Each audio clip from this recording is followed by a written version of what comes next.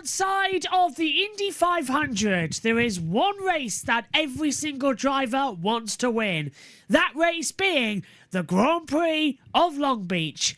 It's the 40th anniversary of this great race, and we're here live, ready to go. And we've also had a special treat. With thanks to the Grid Network, Jackson Lambros has been trackside for us once again. I know, 2 out of the opening 3 races he's been trackside for us.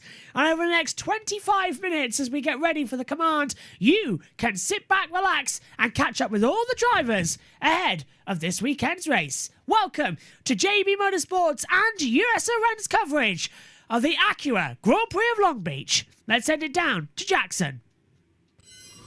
You absolutely destroyed St. Petersburg in the best way. Led 90% of the laps, pole position, Grand Slam. Do we think you're going to be able to carry that dominance into another street circuit here at Long Beach? I think it's possible. I don't know if that's going to happen, but I think we're in a good position to have a super strong weekend, and I'm excited to see how we come out of the gates here, but it's hard to predict. This IndyCar just changes so rapidly. You can have one good weekend or one good year, and then the next weekend or the next year you're in a different spot. So, but I feel the potential is there for us. I don't know if it'll be St. Pete-esque performance, but I hope it's there. 2 silly ones here. You've ran a lot of really good-looking liveries with Penske, and I want to know if any stand out in your tenure with them as a personal favorite.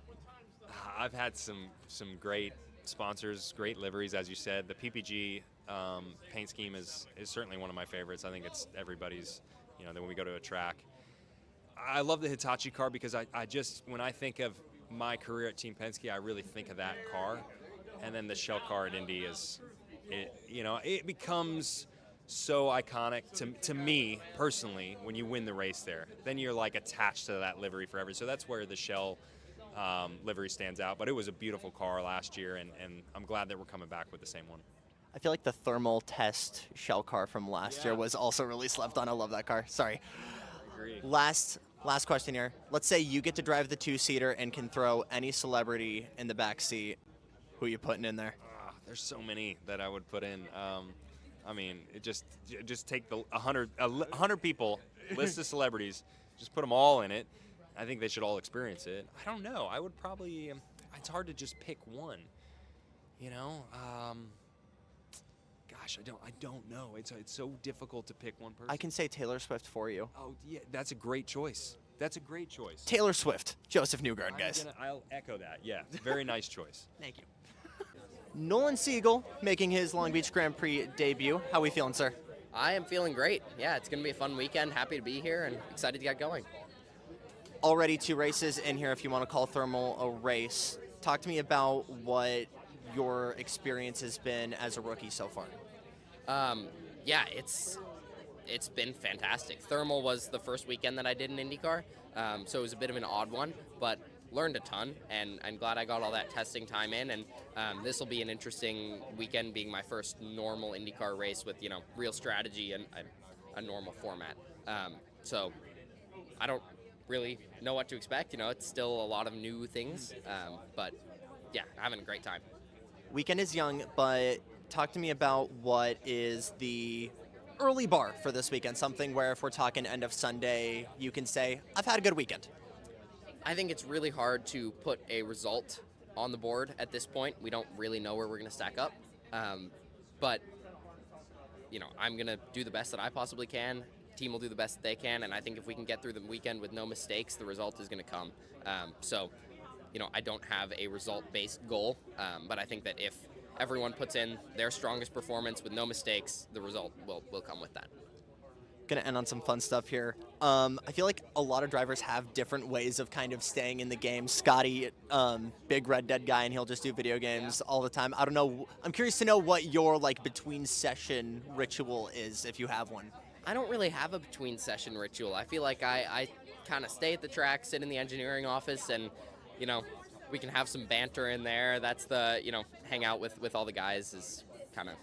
This actually might be the right answer, but I'd say so. Last question here. Let's say I throw you the keys to the 2-seater. You get the chance to give any celebrity a lap around here. Who are you taking? Any celebrity? I was talking about, I'm a big Curb Your Enthusiasm fan, and Okay. Larry David is like the celebrity that I dude, want to meet. yes. If I could take Larry David for a lap in the two-seater, that would be the dream. That would be hilarious. That might be the best answer we've gotten all weekend. Nolan's This one was kind of a shocker. Jack Harvey back at the streets of Long Beach. It's awesome to have you back. How are we feeling this weekend? Feeling great. I mean, like you said, it wasn't one of my scheduled races at the start of the season, but then Dale called me over the weekend, said, "Do you want to do it?" And I was obviously pleased and thank you. And then I actually was scheduled to be here anyway to help out. So the only thing that's really changed for me is that, helmets going on, and then that's it. You were also at Thermal helping Colin out with the 51 crew. Talk to me about what it's been like evolving and kind of being a part of this new team for this season. Well, I think we need as much help as we can get right now. At Thermal, I was there helping Colin and helping Nolan. And then at the Indy Open test, I was there helping Nolan, helping Catherine. So it doesn't really matter who's in the car right now. They're going to get my support just to try and keep the team moving forward in the best way that we can. And, I want to do my part. And selfishly, I want to help them do better so that when I get back in the car's a little bit better for myself. So I think it takes a village to be successful at this, and if I can help, I'm going to. I feel like every time I ask a driver about what is a struggle for them at Long Beach, I'll get 90 different answers, whether it's the fountain, whether it's getting traction out of 8 or the bumps in 9. What is a consistent struggle for you at this course? Honestly, I think being able to ride like all the bumps and all the curbs well without affecting braking. I think that's always been the thing that, is that I have to spend a lot of time thinking about and accepting that, even in turn 1 it can be a little bit bumpy sometimes, but, the way you attack the entry there and ride the curb a little bit, there's a lot going on, so trying to find a good balance in the car I think is the first big thing. And then you mentioned some of the others, so, it'll be interesting just to see how the race goes. Sometimes dead gear's not super high, so should be interesting. We're going to do the hard pivot here. Scott McLaughlin has said that his big kind of between session meditation is video games, big Red Dead guy. I'm curious if you're also in that wheelhouse. I've never seen anybody put Red Dead in a meditation category. Just staying in like the flow of the race Staying in the weekend, flow. I guess. Yeah. Well, so I don't know. I feel like the weekends now are so compact that there really doesn't feel like there's time to do anything. And I keep telling Scott he needs to invite me onto his bus so we can hang out and do stuff. But I feel like when the weekend starts right now, it's just go, go, go. During May, I think there's normally some downtimes here and there. Madden would probably be my video game choice to go to. I used to be really good at FIFA, but I haven't played for a while. I just a chill guy, really. I know as a fact you're a big Pokemon Go guy, and I need to know as a fact what's your top row, ultimate shiny collection here. I need to know what's your prized possession. Probably the Bagon shiny that I got a while ago. That felt pretty gnarly. I was pretty happy about that. And that was it wasn't on one of the community days or anything. It was just a straight shiny in the wild kind of deal. And then really wanted a shiny Growlithe. That was my next thing. And there was a community day, but I was in the UK and I was traveling when it happened. I missed it. I was mad. I got a Tapu Koko shiny too. Dude. Yeah. I'm giving you my friend code after this. Yeah, This is yeah. nuts. Couple more questions here. Going back to racing, you've driven a lot of really good-looking race cars. Does anything stand out as a favorite from your history? Just from purely the car. Purely aesthetics, a car look good. Well, obviously our number 18 Invest at Dale Coyne Racing looks pretty good.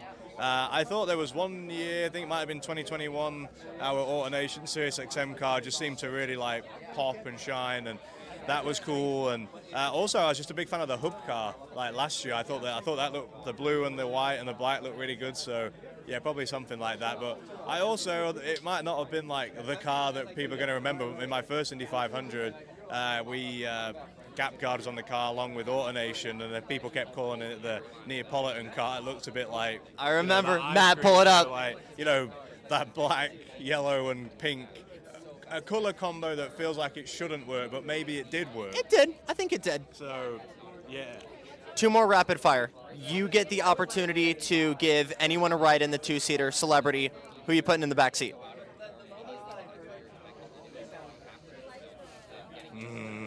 Harrison Ford.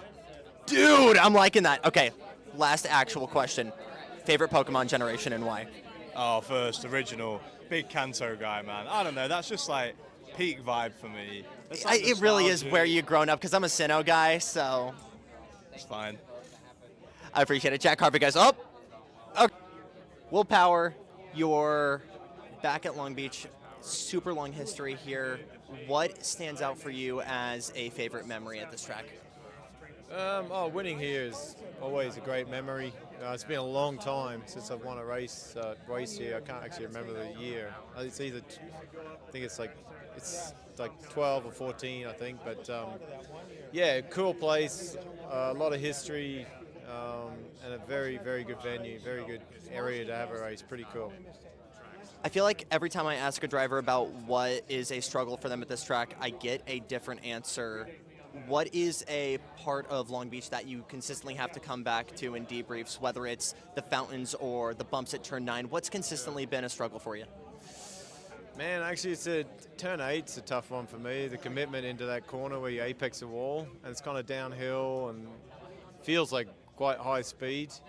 It's crazy. What blows my mind is how tight the competition is here, considering how many corners there are on the track, that many people can be that close. But it seems every year it's like, yeah, top 10's covered by like 2/10. So, but that's just, I mean, that's the great thing about IndyCar right now. Anyone can win, and it's super, super competitive field.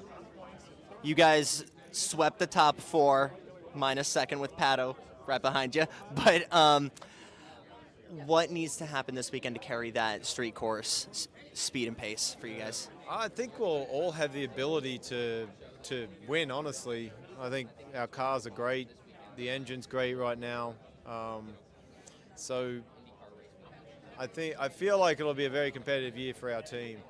You know, that doesn't necessarily say we're going to win every race, but I feel like if we do everything right, we'll be in contention. Going to end here with 2 more fun questions. Been a long time guy with Verizon. I'm curious if you have a favorite race, year, season livery that you've driven. Man, I would say last year the 22 championship livery was really nice, and the 14 sort of 2010 to 14 livery was pretty cool. So, yeah, it's one of those two. I like them both. We'll have Matt pull that up. Last question here. Let's say you get to drive the 2-seater, throw any celebrity in the back seat. Who are you putting? Ooh, that's a good one, man. I don't know why Brad Pitt came to my mind, but it'd be like a top-level celebrity that you get to take, man. Like, I don't think we've gotten Brad Pitt before. I'm rocking with it. Who's the biggest celebrity right now in the world?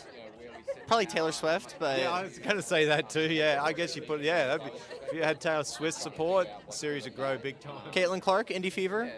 I don't know whether. Yeah, it'd be hard to fit her in. Like she's 6'6" or something. We get Graham in the car though. Like, 6'6". she's a bit bigger than Graham, but Graham. Yeah, she'd be good. Yeah. willpower, guys.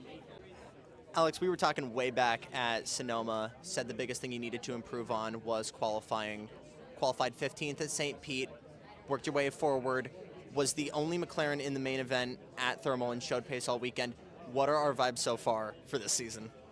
Yeah, good. I mean, I think that we had some issues in qualifying at St. Pete, but we had a top 6 car. So yeah, I mean, I feel like we've addressed a lot of the issues that we had last year, but obviously we've only really had one event, so it's TBD still. We're not counting Thermal. No, because I mean that wasn't an event. We were doing a lot of things as a team to try and answer questions and such, which you would only do on something that wasn't a points main event. So yeah, we're going into round 2 right now. I feel like every time I ask drivers about this course and ask them what is a challenge for them, I get a different answer, whether it's the fountain or turn 9. What for you is something you're consistently going back to during debriefs, or something you consistently struggle with here? I mean, it depends on the day, really. These tracks and cars are so temperature and wind sensitive. I would say historically, yeah, traction out of the fountain is the hardest area to get right and really improve. Yeah, I can see the breaking in 9 being a challenge. Turn 8, last year in particular, they repaved some of it, so it was a seam at the apex, which was quite challenging. Yeah, I mean, every corner has its unique set of challenges. Turn 11 can be difficult depending on the wind direction, so it really depends. But yeah, I would say probably the fountain is the one that year after year is the most annoying. 2 fun ones to end it here. New livery for you this year. I know you were talking to Hinch about this maybe being your favorite. We don't have to drop, you can just give me a season or a year. Is there anything that maybe tops this livery? No, not at all. I mean, my favorite car prior to this was the 2018 Napa car. But no, this is by far and above my favorite. Last question here. Let's say you're getting to drive the 2-seater. You get the opportunity to throw any celebrity behind you. Who you giving a ride? Alive or dead, or? I'll take anyone, man. George Washington. That might be the best answer yet. Thanks, Alex. Romain Grosjean, back at Long Beach. How are your feelings going into this weekend so far?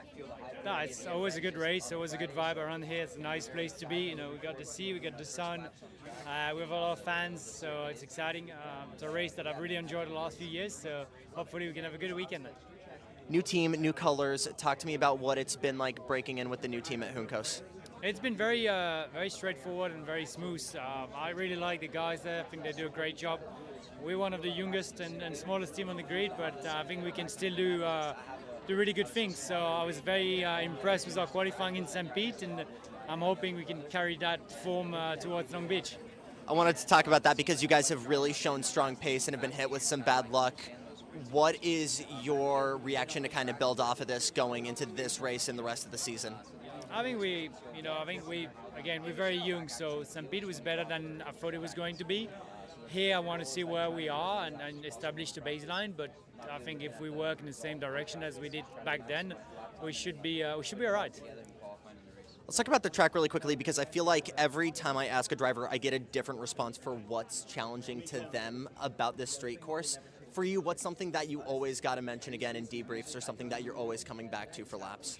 I think street courses is really the confidence in the car, confidence under the braking, and make sure you can attack the corner. I mean, there's no room for errors, so you really want to make sure that what you expect from the car is what you're having. I think the last question here, if you, let's say hypothetically, you were driving the 2-seater, you had the opportunity to throw anyone in the back seat, any celebrity, who are you picking?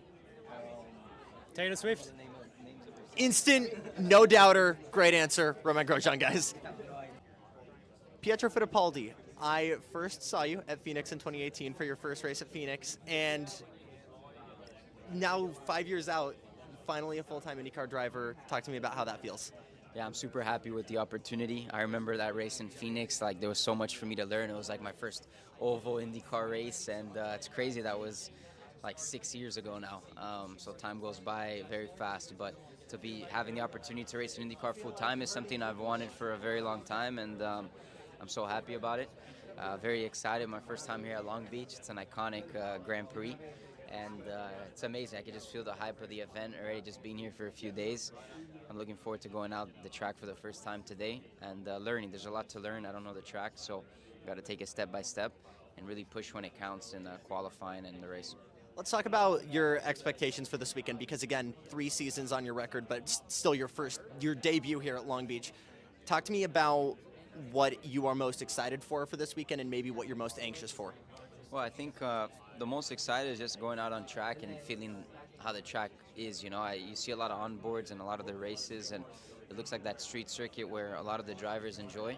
It's very flowy, but there's a lot of like medium speed corners here where you need to have confidence with the car to throw the speed into the corners, and honestly, it's just looking forward to just evolving session by session, because the more laps you do, especially when you don't know a track and you're racing with guys that have done 10, 15 races here, it's like the more laps you do, the more competitive you're going to be. So the focus for me is just trying to maximize as many laps as I can do in practice. I want to shift gears really quickly to a new guy joining the grid for what might just be this weekend, Théo Pourchaire, coming from Formula 2. You spent a good amount of time climbing that ladder yourself. Can you kind of put us in maybe his eyes and what that transition is, jumping from a junior Formula car into an Indy car?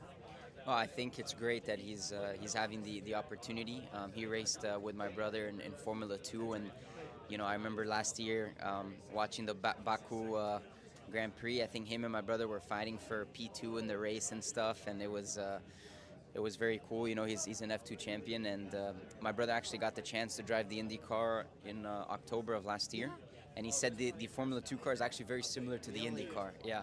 So he said, it's a car that has a lot of similarities. So I was surprised when he said that. But for sure, for Theo, it's going to be very difficult first weekend, like getting the first experience with the car at the race weekend at a street circuit. It's not an easy ask. But yeah, super cool to have him on the grid. Going to end with two kind of fun questions here. You're running the 5-Hour Energy livery this weekend. Do you have, it can be any series, any season, do you have a favorite specific livery or driver suit that you've been in? Well, the 5-Hour Energy car looks very cool. And then we had the purple car at St. Pete, which was the Oakberry Benostor car. A car that I won a championship with. It was in 2017. It was a World Series 3.5 championship, and it was a black and gold Lotus livery, and that was very cool. Matt, we're going to have you throw that up because that sounds awesome. Last question here for you. Let's say you have the opportunity to go out in the two-seater and throw any celebrity you want in the back seat. Who are you throwing back there? Oh, man. I don't know. Ooh, that's a tough one. Honestly, I love watching the Leonardo DiCaprio movies. So if I can have him in the back seat and be able to have a conversation with him after, I think that'd be pretty cool. That's the first DiCaprio we've gotten. Pietro Fittipaldi, guys. Kyle Kirkwood, you're defending Long Beach champion. How are we feeling going into this weekend? Yeah, fantastic. Obviously, Andretti's been really good here in the past. They've won a lot of races here in the past 10 years or so. So a lot of confidence with that, but there's also a target on my back now that I'm the defending champion. So a bit of confidence, a bit of pressure as well. But excited to be back here. Excited to be back on the streets of Long Beach. It's just a fun track to drive in general. You follow a really long line of Andretti Autosport drivers to win here. Obviously, Colton Herta, Alex Rossi when he was still a part of this crew. Team Penske's coming off a real dominant stretch, especially at St. Petersburg, first, third, and fourth. What is your guys' approach to bringing the fight to them this weekend? I mean, just doing the same things we always do here. I mean, that's all it's going to really take, right? I think the year before I won, it was Joseph, right? So they're always contenders. It's always hard to win a IndyCar race in general, but this one is one of our better ones. So just, I mean, doing everything that we normally do here is the important thing. Obviously, St. Pete wasn't exactly perfect by any means for our team, but we can improve off of it, and we feel like we're in a better spot than we were last year, even given that we still won here and finished first, second, and fourth. So we're in a good spot. Let's talk about the track really quickly, because I've asked a lot of drivers what's challenging to them, and I feel like I get a different answer every single time. But to you, what is a consistent challenge for this course, something you got to go back to in debriefs? Yeah, I think the main thing here is the bumps, right? You got to respect them, and you're always trying to make adjustments to the car to make ultimate grip, but you also don't want to hinder what's going on with the bumps, right? So you're always playing this cat and mouse game with the setup and trying to get everything absolutely perfect, which is really tough. So that's what I find. Like the bumps going into turn 9, it's like they're massive, right, under braking, and that's the lowest point of the car other than the front straight. So you're likely to hit them pretty hard with the bottom of your car. We were talking about this. We have drift cars running this weekend. It's like caked in rubber there. Are you losing? Do you feel a loss of grip at all going through 9 or through the carousel there into the hairpin? No, if anything, it's more grip. But I'd say in the beginning, like, we tear up some of their rubber and then we add on top of their rubber. Really? So it's kind of give and take, right? Like, I think in the first session, fortunately, we're not the first cars that go on track, right? IMSA already did a very long session. They're going to do another one before we even go on track. So they kind of burn up all the bad rubber and just add good rubber to that what is already existing rubber. Okay. So it's actually probably a benefit for us as long as you get the track clean enough, right? Like if you go and walk the track beforehand, you'll realize that a lot of that drift rubber is just clag, you know, it's just getting thrown up. It's not actually getting laid down. So as long as that's cleaned up, then everything's fine. Want to end on two fun questions here. First of all, You're driving a car that stands out in the best way possible, Pink Auto Nation. Would you say that is your favorite livery you've driven? And you can give me a past season, past car that you've driven that's maybe a favorite livery for you? I mean, that's my favorite. That's my favorite livery by far. I really like it. It's the car that I won my first race with here a year ago now, and car I won my second race with. So best season of my career was in that livery. So I really adore it. It definitely grew on me, right? Like not most people were like, oh yeah, I'm gonna go drive a pink car out here. But as I drove and as I got used to it, as I saw photos of it, I was like, man, this is a really good looking car. So I really like it. I'm glad that we're able to rep those colors once again this year, and hopefully continue to into the future. Right on. Last question. If you had the opportunity to give any celebrity a ride in the two-seater, who you throwing in the back? Ooh, I don't know. It'd probably be a comedian. I'm trying to think who. I don't know, some way that's I can help you out. We've gotten a lot of Kevin Harts. Kevin Hart would be hilarious. Yeah? Yeah, that would be a really good one. That's a good one. We'll leave it at Kevin Hart. Yeah. Kyle Kirkwood, guys.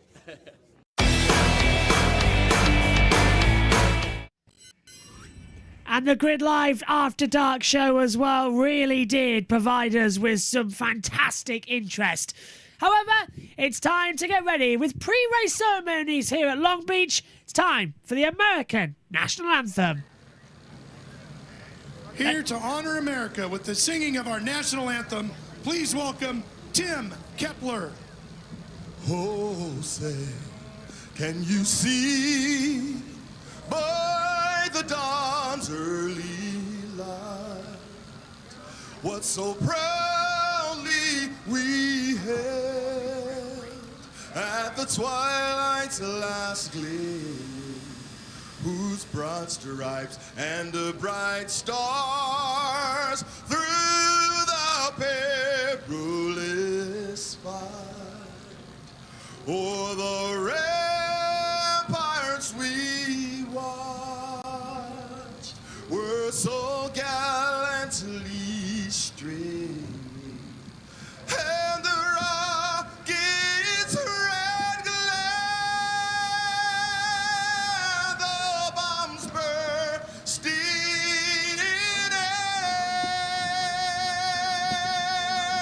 gave proof through the night that our flag was still there. Oh, say does that star-spangled banner yet wave o'er the land of the free and the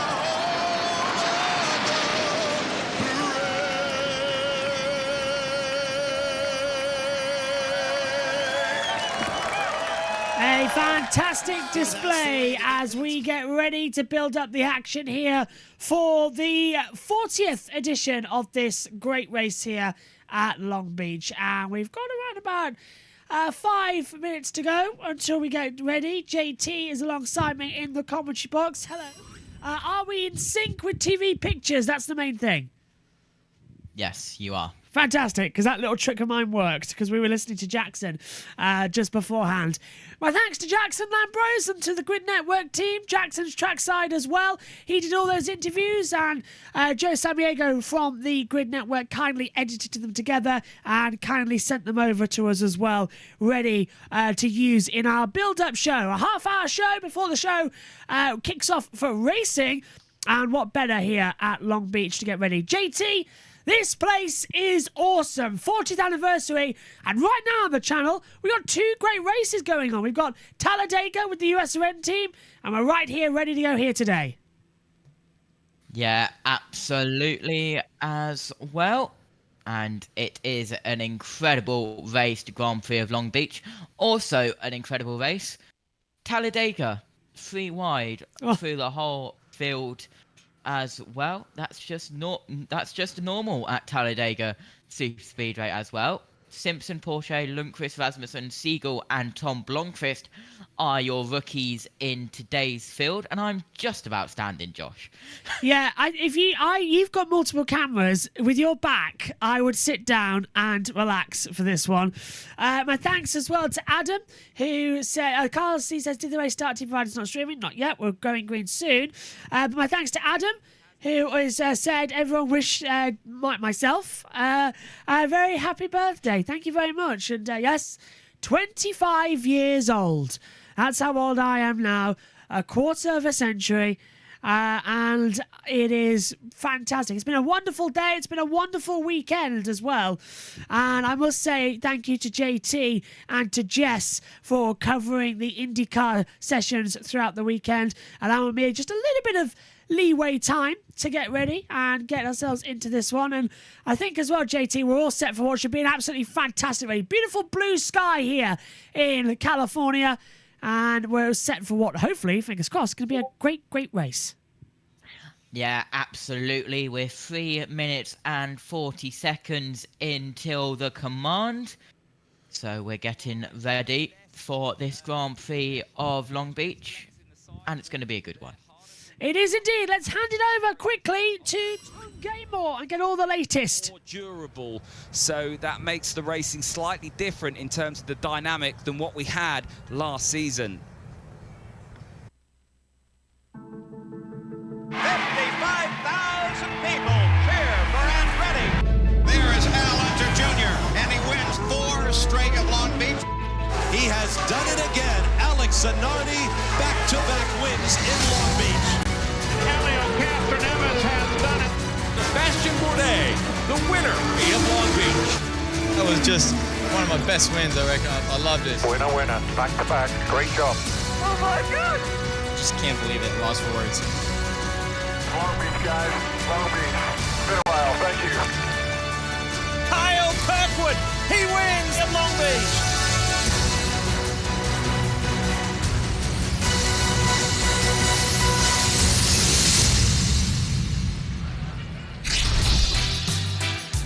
What an afternoon we have for you here in Southern California as NBC Sports welcomes you to the Acura Grand Prix of Long Beach. It's round 2 of the 2024 NTT IndyCar Series. Yes, from this famed beachside, street-side locale. And it couldn't be better. 64 degrees, blue sky day. We're ready to go. James Hinchcliffe as an event winner here. You know what it takes to get to victory lane. So who are you looking at? I'm looking at this guy right here, Diff. Will Power in the 12 has been so fast all weekend long. Yes, just lost pole position by a couple thousandths of a second, but over practice I looked at his consistency. We saw that Penske over a long run in St. Pete really had the advantage over the other teams. He's won here before. He wants to come back from not winning for the first time in his career last season. I think Will Power's got a great shot at the victory. T-Bell?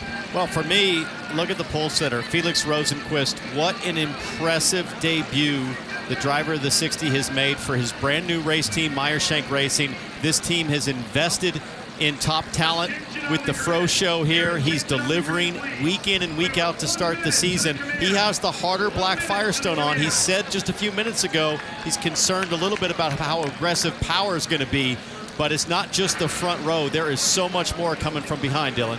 And the 2023 F2 champ Teo Pourchaire hadn't even driven an IndyCar until the first practice session on Friday this weekend. He's in this rotating cast in the Arrow McLaren 6 car, filling in for David Malukas, and wants to demonstrate his racecraft today and show everybody he can deliver a complete weekend. And it sounds like, from speaking to him a bit ago, if Malukas can't go next week at Barber, he's in line to potentially make his second start in as many weeks, Kevin.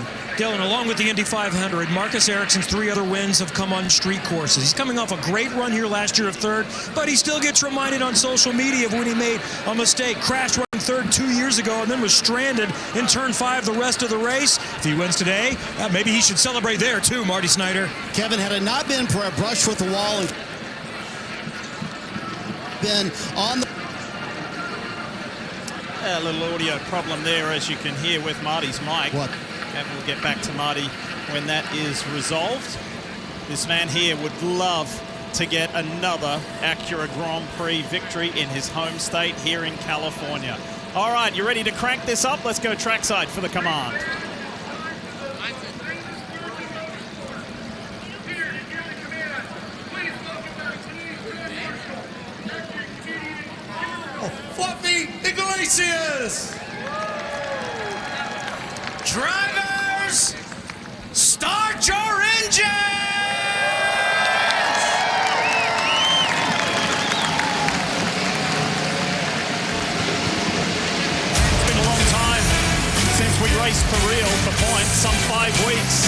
time to get serious when we come back.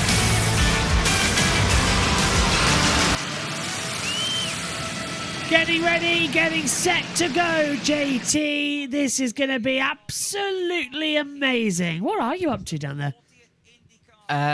My blind fell down earlier and it rolled it down everywhere, so I was just rolling it up.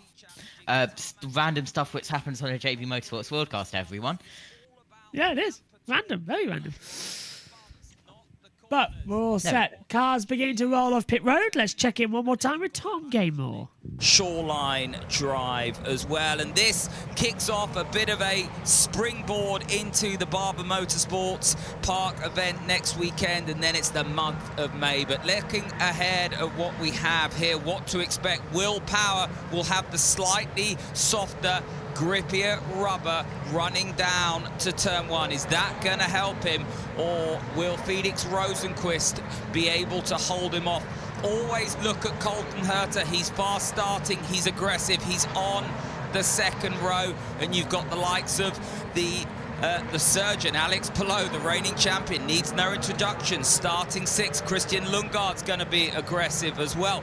Marcus Armstrong will be looking to convert a good result. Carl Kirkwood, well, he felt he was really hung out to dry in qualifying. He felt he had more pace than he showed for 10th place. And then we go all the way down to Tom Blomqvist in 15th, the top rookie. Mark Blundell's already tweeted in on X and Twitter. He's watching, cheering on for his MB Partners driver, Tom Blomqvist.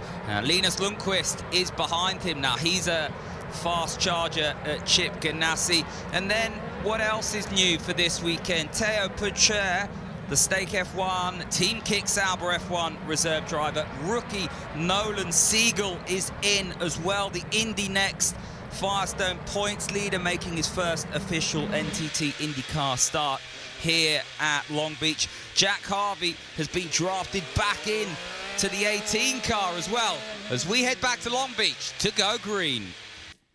We're all set to go here. Stand by for action. 40 years since the first ever Grand Prix of Long Beach.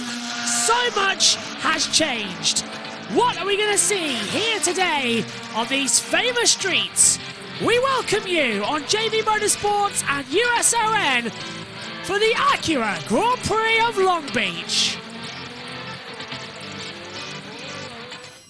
Take a look at how they line up on said grid then. Felix Rosenqvist has pole position for Meyer-Shank Racing. Will Power starts second. Joseph Newgarden takes in third position as well. He's alongside Colton Herta. Marcus Ericsson takes fifth. Alex Palou starts row 3 in sixth position. Christian Lundgaard has P7 alongside Scott Dixon in 8th. Marcus Armstrong is 9th. He's alongside Carl Kirkwood in 10th. 11th for Scott McLaughlin. Graham Rahal lines up 12th on the grid. It's 13th for Alexander Rossi and 14th for Pato O'Ward. Tom Blomqvist has 15th alongside Romain Grosjean in 16th. Linus Lundqvist is 17th, 18th on the board for Venus VK. Pietro Fittipaldi is 19th. Agustin Canapino is 20th. Christian Rasmussen is in 21st alongside Theo Pourchaire on his debut. He's 22nd. 23rd for Jack Harvey. Santino Ferrucci is 24th. And then 25th for Stingray Rob. Kiffin Simpson is 26th, the rookie. Nolan Siegel starts 27th and last on row 14. Let's head down trackside, get all the latest. As they come by here, we'll call all the action down here from the hairpin. That's a great spot, mate. Enjoy it. Yeah, the hairpin is definitely a place to be, JT. Looking at the timing screen, it looks absolutely epic. It's lighting up down there. What are you expecting we're going to see here in the race today, here in Los Angeles, in California? Yeah, absolutely. It's always a good race, and there's always some type of chaos. And now I've just randomly got an extra keyboard, so there's another random JB Motorsports thing. Randomness happens. It's what keeps us alive going into it. Jackson Lambrose is trackside for us as well. And he'll be bringing us information throughout the broadcast via text. And if we go into a caution or red flag, We'll hopefully hear a little bit from him via phone call or text, but he was amazing getting us all those interviews pre-race, and I encourage you to check in with the Grid Network post-race, as he'll be doing all the interviews and getting them all on ready for the Grid post-race show and the encore tomorrow. But this amazing circuit, been on the calendar now for 40 years. It's changed a little bit over the years, but it still remains the same, JT. The Grand Prix of Long Beach, you want to win it, and this circuit, if you win here, it's almost like Monaco, the Indy 500 as well. It's a key to immortality. It's become America's favourite street race. Yeah, absolutely. Even though it's changed over the years, Long Beach is still Long Beach.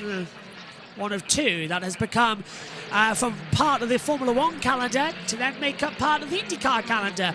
The Grand Prix of Long Beach and the Grand Prix of Detroit both then became over. Of course, Detroit moved back towards where Formula One had it before. To update you on the NASCAR running of things at the moment, 28 of 188 stages at the moment as we get the caution flag out. They've waved off the start, JT. We had the green, and they've called off the start procedure. So we're going to go for another lap. Yeah. That's an unusual one. Yeah, should have got green. It's gone to caution. We were meant to go green this time. Yeah. I first looked at it and thought it was the NASCAR, but no, it is definitely INDYCAR. That's what I was thinking. I was looking down and dating you. Trix leads at the moment from Briscoe and Haley. That's the top three. Very much three wide at Talladega. You can join the USRN team of Matt White, Seth Eves, and leading the action is Matthew Owens as well. They've gone green though for 29 laps so far, and they are side by side, three wide apiece. It's very, very a Talladega race. There's the fountain down at the golf club here as well at turn 3. Three dolphins all leaping around, and it always looks so tasty, that water as well, so refreshing. But I can guarantee you 100% it's not, is it, JT? No. As the lights are out once more, so hopefully we'll be going this time now. Bob's had a really good weekend, good start to the year. Let's just be smart and stick to the game. Yeah, I like it. Just get me through it, keep me posted, give me the picture, and we'll try to execute here, guys. Awesome job so far. Let's see what we've got. Let's see what we can do. Stand by for action. It's going to take around about 90 minutes, close to 2 hours to complete this one. Rosenquist on pole. Power starts in second. It'll be the long road. It's the Grand Prix of Long Beach. We've waited for the return. Coming out of the last corner, it's eyes to the lights. The pace car comes in. And for the second time this year in a racing situation, the Grand Prix of Long Beach is green. Good start from Rosenquist. Power drops into second. It's three wide further back. Look out for Marcus Ericsson as we come down towards turn 1 at the inside. Ericsson was already thinking about making a move. And again, losing the lead is Rosenquist. Power around the outside. Brilliantly takes it.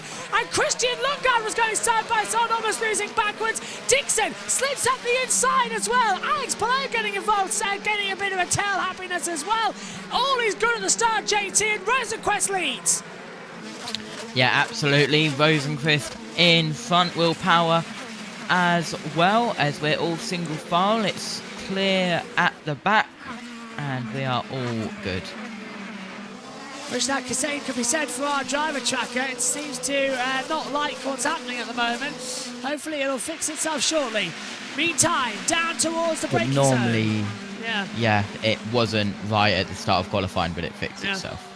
I don't know what the glitchiness is coming from Sky F1 Stream this weekend from Long Beach. It was almost good, but anyway, lap 2 will start now as they come across. Is it lap 3 of the race? Because we didn't call the first. So it's on to lap 3, up the inside. That's a move there from the 20 of Christian Rasmussen, having a little look on the inside of Jack Harvey and making the move stick. As they come across that, Theo Pourchaire's up into 21st position as well. So they are making moves in this one. As further back, around the outside, Romain Grosjean having a go with Lundqvist as well, and VK getting involved. That little battle down in 16, 17 and 18th position as they fly back through. Power leads from Rosenquist, Newgarden, Ericsson, Herta, top 5. Yeah, absolutely. That was VK getting past Lundqvist on that battle as well for 17th. Grosjean was just in front as well, as here we've got a move on Marcus Armstrong. That's Kirkwood straight up the inside. Easy move. Well done. We've lost our driver tracker. We'll get it back. Just give us 1 second. It's having a paddy as well because of the stuff that's on it. So and here's VK ups on the inside of Lundqvist. Late on the brakes and got it done, and now is going around the outside of Rossi into the inside of the hairpin. That was an amazing double move, and here comes Lundqvist to try and get a little bit of action. They're not stopping, are they, JT? They are going hand over fist. They don't want to lose out on anything. They will literally fight this one as long and hard as they can. Back in action and then Rossi's as well. In. Rossi's in already. Wow. So Rossi down for our McLaren to the back pit lane. They saw on the data. Stop, Dylan. They had a left rear issue that they saw on the data, and this hurts because they had started on the alternates. I guess it's a good thing because they're done with them now. They'll go to sticker primaries here, but a lot of ground to make up for Rossi. Yeah, we were seeing the live feed, not the HD feed, so that's why it was glitching a little bit. We're back now with smooth TV pictures as they come through. This is the replay of Pato O'Ward. Oh, and he ran into the back of his teammate, JT. Yeah, so that was a little bit of what happened at F1 at the safety car restart, as that was Linus Lundqvist up the inside, I do believe, Tom Blomqvist. Yes, it was. That was the 16th. But out in front, it's Will Power with a 2.4 second lead. Still pushing hard, still will be trying hard. They don't want to lose out on anything so far in this one. They know how powerful the undercut can be. It's a down pit road. Don't drop your iPad, mate. Nate's down there as well, and he's getting a bit too close to comfort, isn't he, JT? He's getting just a little bit on the edge there. Yeah, absolutely. Yeah, don't drop your iPad. Giving me flashbacks to when we went bowling on Friday for personal development, basically a thing that we do at the end of the week, and we get to have a bit of fun at school. And we went bowling this week, and I had the camera over the wall of the bowling alley at the edge, and yeah, luckily it was around my neck, so I wouldn't drop it. But yeah, that was, yeah. Here's a replay of, is this Ericsson? Yeah. Yes, it is. Up the inside. Nice slipstream as well. That was a beautiful manoeuvre. Wasn't trying too hard either. They knew that it could be a factor. They knew that it could be a risk, though, and got it through, as Sky have completely lost track audio as well. But good little send up the inside. Sky really have lost it. Absolutely. That was a good move, and we go across the line to complete the next lap. All single file. No one double file a little bit yet. Just as we go down to turn 1, Colton Herta gonna look for a move on Rosenqvist, just closing the gap as we go through the fountain section. Yeah, it's not us, by the way. Sky have lost audio from the... There you go. It's come back through. So there was a bit of an audio connection data issue, whatever it was, and that's now, thankfully, been resolved, as we will continue in of this one. Lap 6 of 85. 80 to go. Power leading away. Penske's, though, up front, exactly where we expected and sort of needed them to be as well. We didn't want to lose touch with them so quickly in the race, and this early on, but yeah, it's going well actually in all the races so far. There's not really being any issues that comes through as they turn back and accelerate on the backstretch. And this it's is... time to go into YouTube stream manager mode as we are on board with one of the McLarens. Is this the 5-0 Ward in 13th? Yes, it is. Oh, is it?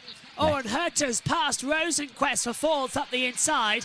One more with Pato. He's in 13th position, so is improving as well. So it's fingers crossed that it's a smooth transition of power to come into it. Like the pun. 7 down, 79 to go in the Grand Prix of Long Beach. Power, Newgarden, Herter and Rosenquist.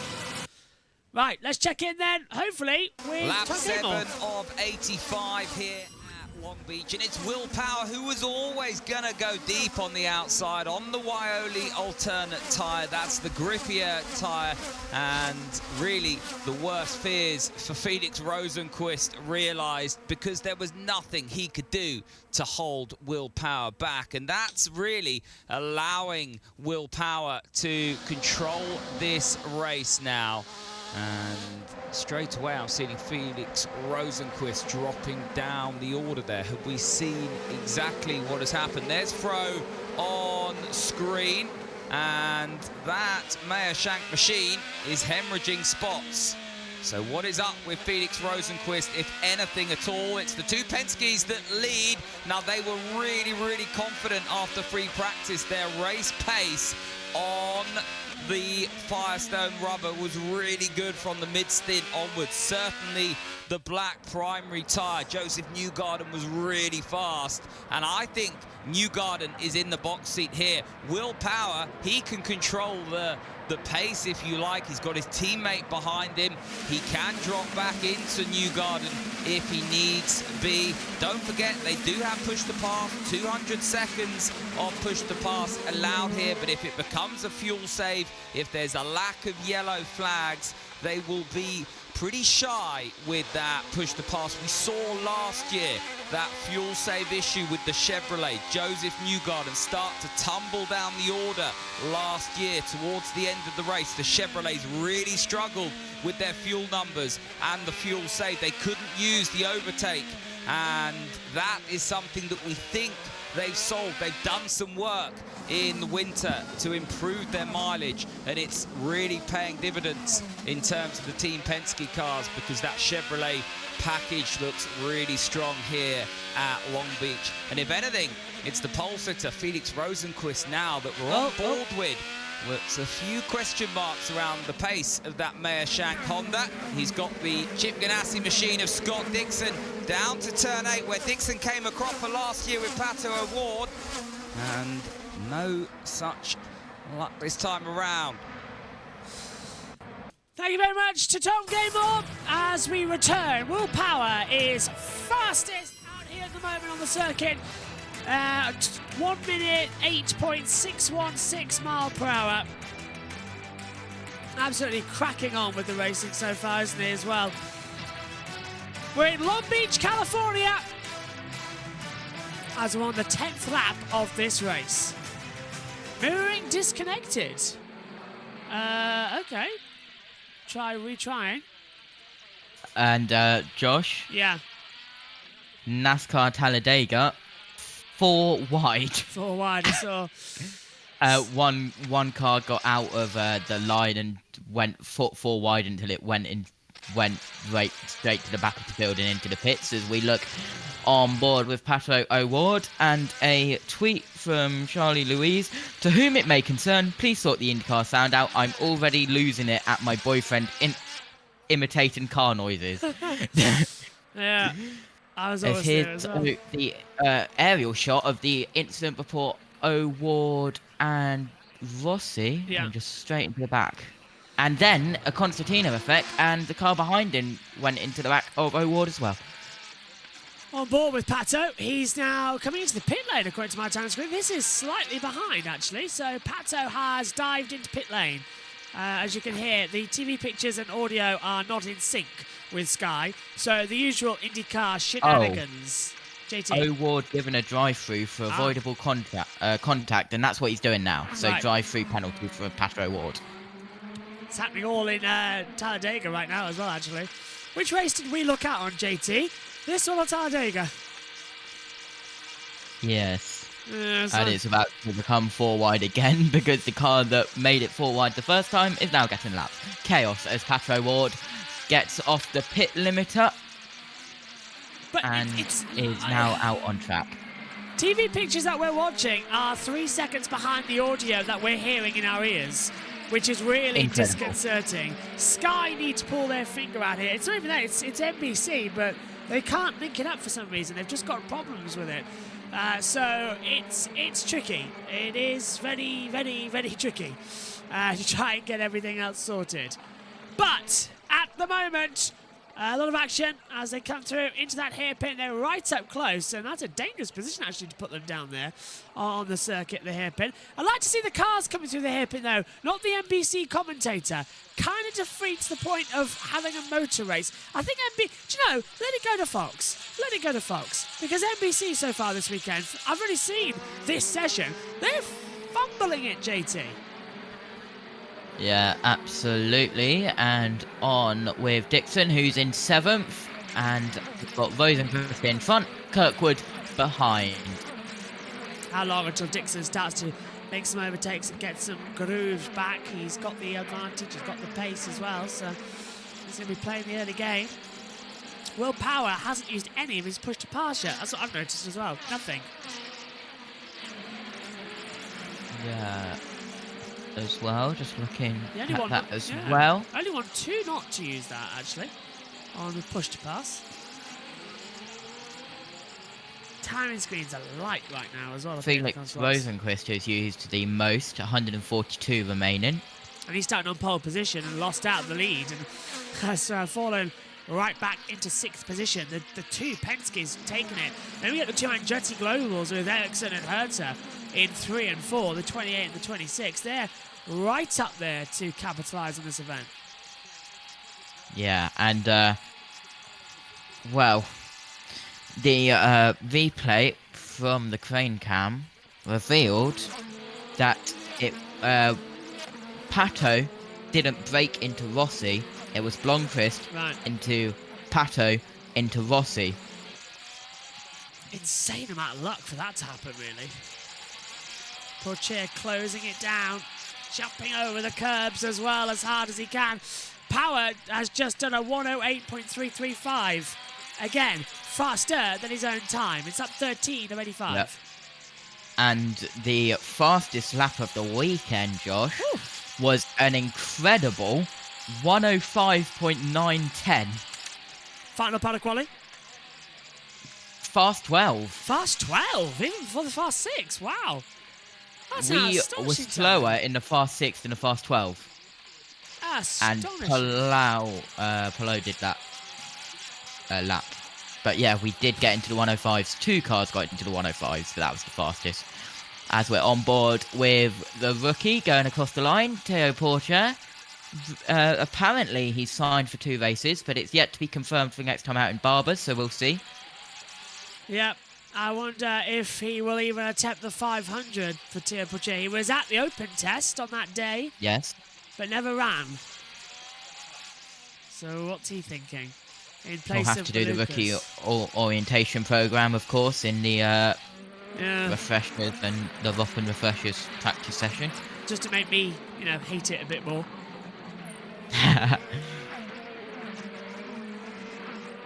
Won't be the greatest thing to do.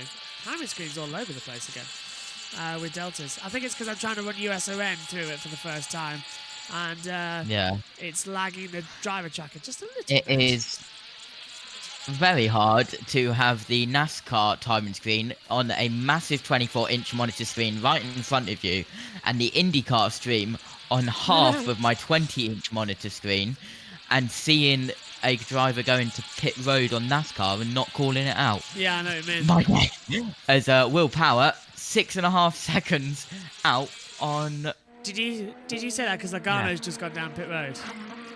Yes. Yeah, I thought he might have, yeah. I very closely said Logano in pit road. Me and JT are both keeping an eye on the NASCAR, and we've got a full course yellow. Full course yellow as Power comes into the braking zone, so it's not him. So who's thrown it into the wall? There, big one! Oh, Rasmussen. Rasmussen.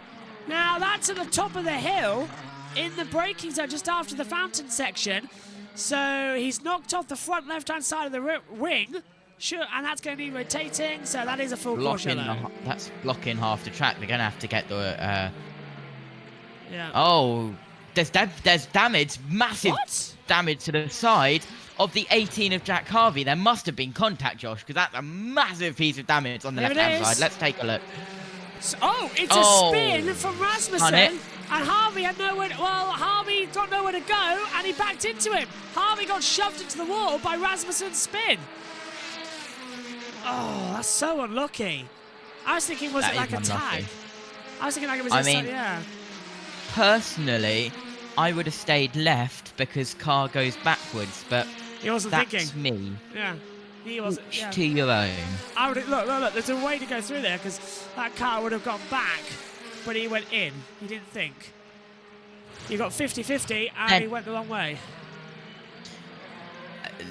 Yes, but they're gonna have to get the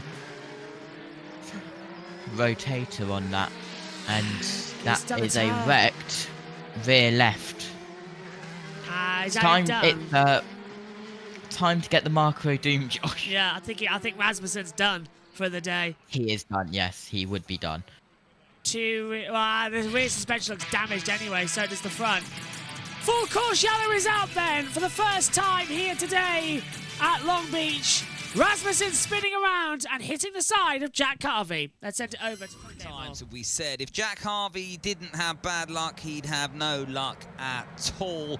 That gap was always diminishing, and it's a really difficult position for him because obviously Rasmussen was on the brake, then he rolled off the brake, and that's where the car came back across the track. But it's the Ed Carpenter machine that's in the wall. Now Ed Carpenter and the crew, the team, have made steps forward. VK in 13th place. They weren't happy with their street and road course pace last year. There's been a lot of talk in the build-up to Long Beach from Ed in the interviews about the changes he's made to the tech team and the steps forward that they've made, and they're pretty pleased with that advance. But for Rasmussen, he's the first casualty here at Long Beach. That's going to open up the pit lane for one or two that want to go off strategy. Who will we see in pit lane? That's the big question mark.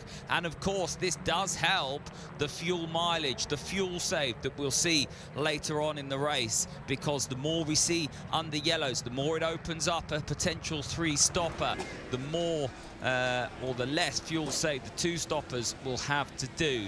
But we can see now we have Team Penske, we have Chip Ganassi, we have pretty much everyone out in pit road at the moment. I think this is going to be a pretty busy pit lane, but it's too early to make it a two-stopper, that's for sure. Power it is who's the lead car. He's the one who started on the alternates. Everybody else on the blacks. They'll want to get off the blacks and maybe get on the green. We'll have to wait and see. I'm sorry for the audio issues. A lot of you getting in touch on X/Twitter about those audio issues. We're working really hard as cars dive into pit lane here to fix those audio issues. I know it's hard to watch. Please stick with us. We're doing our best at this end. We're going to head back to Long Beach now as cars hit pit lane. That is race leader, I think that is Will Power. It is our race leader in. He's got the alternates off. He's back out, full of fuel with new primary stickers. Right, well, didn't expect that then, JT, as you're back with us. Power's changed over, and everyone who just came into the pits have put on the alternative of primaries, so the 2 times available. So we really have changed over, JT. Yeah, absolutely. We've got an update for the pits. Dusky made the call to bring Will Power to pit road. Only a handful of cars came to pit road, though, and there were several that stayed out. The reason the other cars stayed out, it would be a massive fuel save to make it to the end of the race on one more stop. If you could make it to the end of the race on one more stop, they might need caution, but this is really going to change the game up here at Long Beach, Diff. Sure is. It really is. Well, that could have went either way, bud, so I think this is going to be the right call. Yeah. There you go. Just keyword. They're happy with it, JT. They're happy to let it run. They know it could be the best call to make at this stage. Yeah, absolutely. And, well, we've seen the pace that car has, so we'll see. Let's check in with NBC then, as we're still under the yellow here at Long Beach. This is going to be fun to watch because Will Power has to save mad fuel, but he's been mad fast without even trying so far.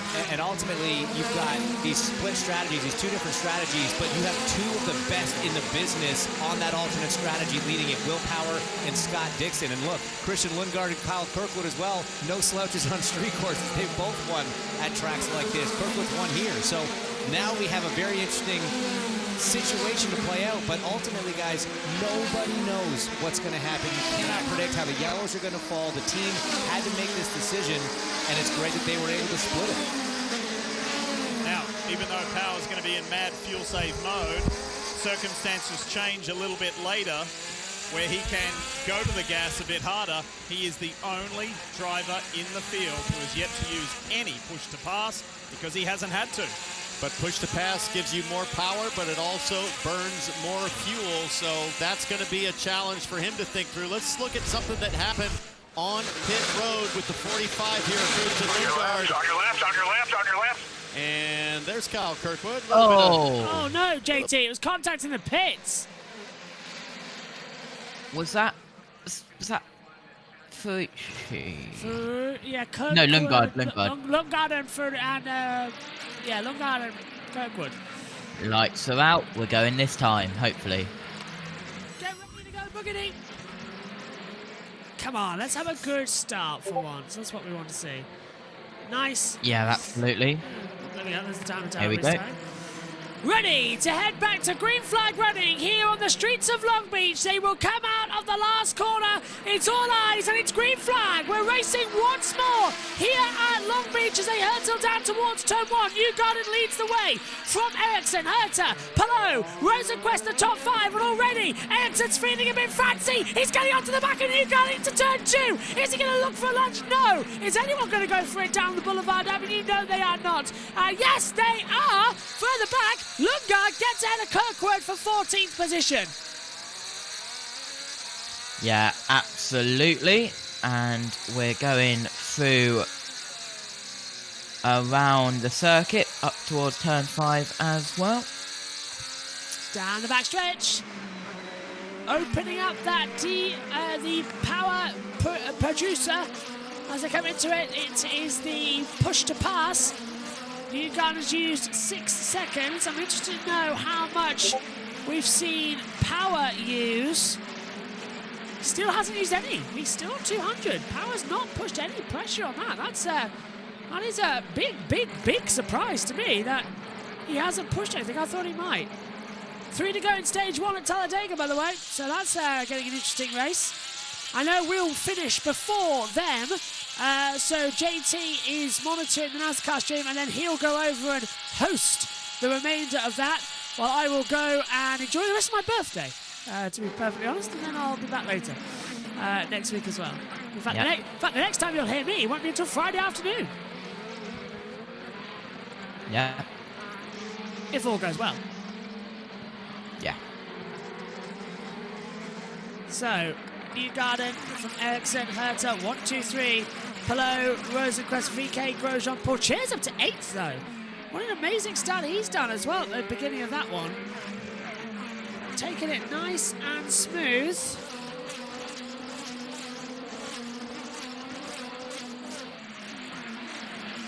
Down they go. Looking at the alternative tyres. VK, Rob, Dixon, Kirkwood, McLaughlin, Armstrong, Lundqvist, Canapino, Ferruccio, Ward, Simpson, Blomqvist. No, just Simpson. So they are on the alternative tyres. Everyone else on the primaries. So they'll have a little switch around as we come across the line to start lap 22. 64 to go. Beautiful blue skies here on the 21st of April. Not a cloud in the sky at all. I saw the Queen Mary as well, the boat just outside. Yep, of course.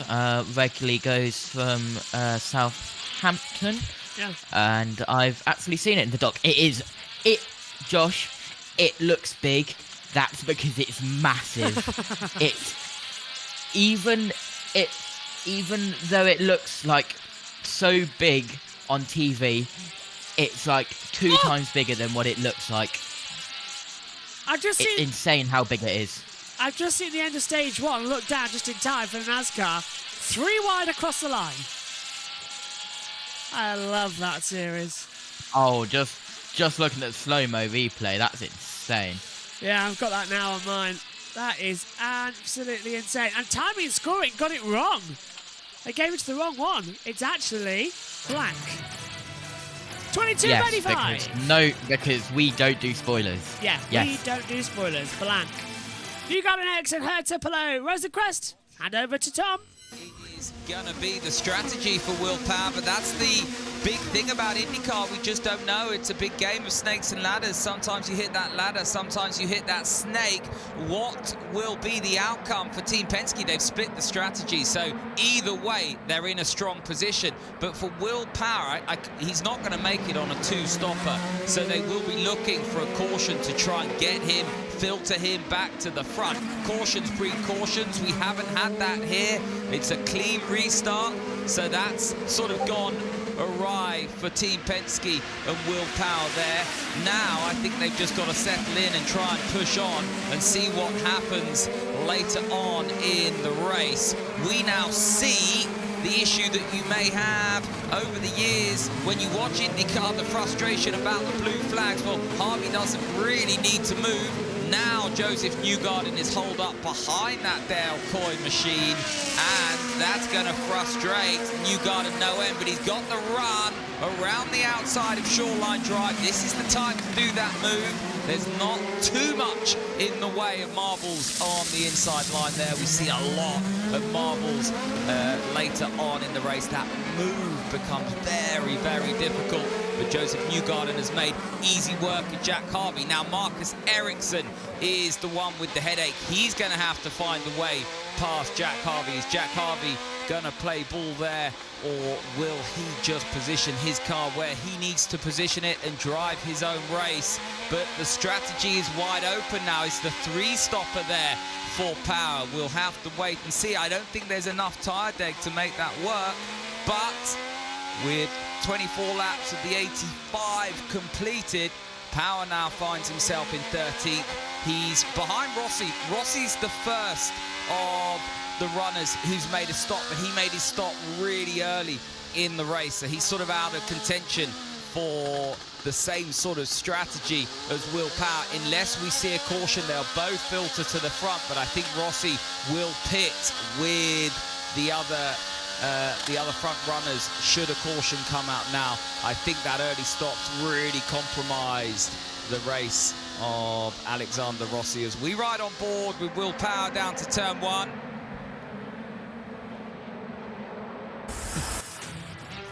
$25 of 85, 60 to go here at the Grand Prix of Long Beach. Newgarden leads by 1.7 seconds to Ericsson. Herta third, Palou fourth. Rosenquist has the 5th place. We've had our first phase of pit stops as well, and we're all getting ready for what's going to be a very interesting race. Welcome to everyone listening in on JBMotorsports and USRN. Josh Birch and Josh T alongside us. And JT, the racing, cool as you like it. As we see him move on the inside once more. Further back, that is in front of Palou. So that wasn't her to make him move on Ericsson. Ericsson's P2. Yeah, and Palou's still in P4 Last of a T-shirt snag, JB, on the exit of the hairpin at the alternate start-finish line. Did Nate drop something happened at Nate's dropped his iPad a bet. This might be it. Dixon. Here's a replay. Oh, that was passing Power. Power's not used any of his push to power. Oh, yes, he has. He's used 7 seconds.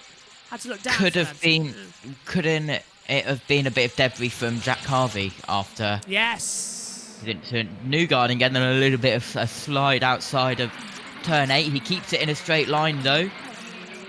I thought he might put it in the wall there. It was so super close to the exit, wasn't it? Well, Will Power has kept it out of the wall for now. Didn't in practice. Yeah. Both practice sessions. You text me saying he's had the weekend from hell. Across the 2 practice sessions, yeah. And then in qualifying, he was all right. As we've got VK up the inside of... That was Jack Harvey, lapped car. So Harvey getting lapped is causing problems out there. Rasmussen's out. Harvey's a lap down, and Lundgaard is going to dive into the pit lane. There's the adhesion flag. Hang on a minute. No, he's not. Back behind car 8. Well, that was weird. Did you see it? We always have this at Long Beach. Yeah. I remember we had it last year, JB, because of how it is up the inside. A little bit of Lundgaard's out of position here. That was weird. He tried to go on the inside, and then it sort of backed out. Yeah. Now he's coming under pressure from Scotty Max. Scott McLaughlin's coming up from behind him as well. Yeah. That was like the car taking power. God, JT.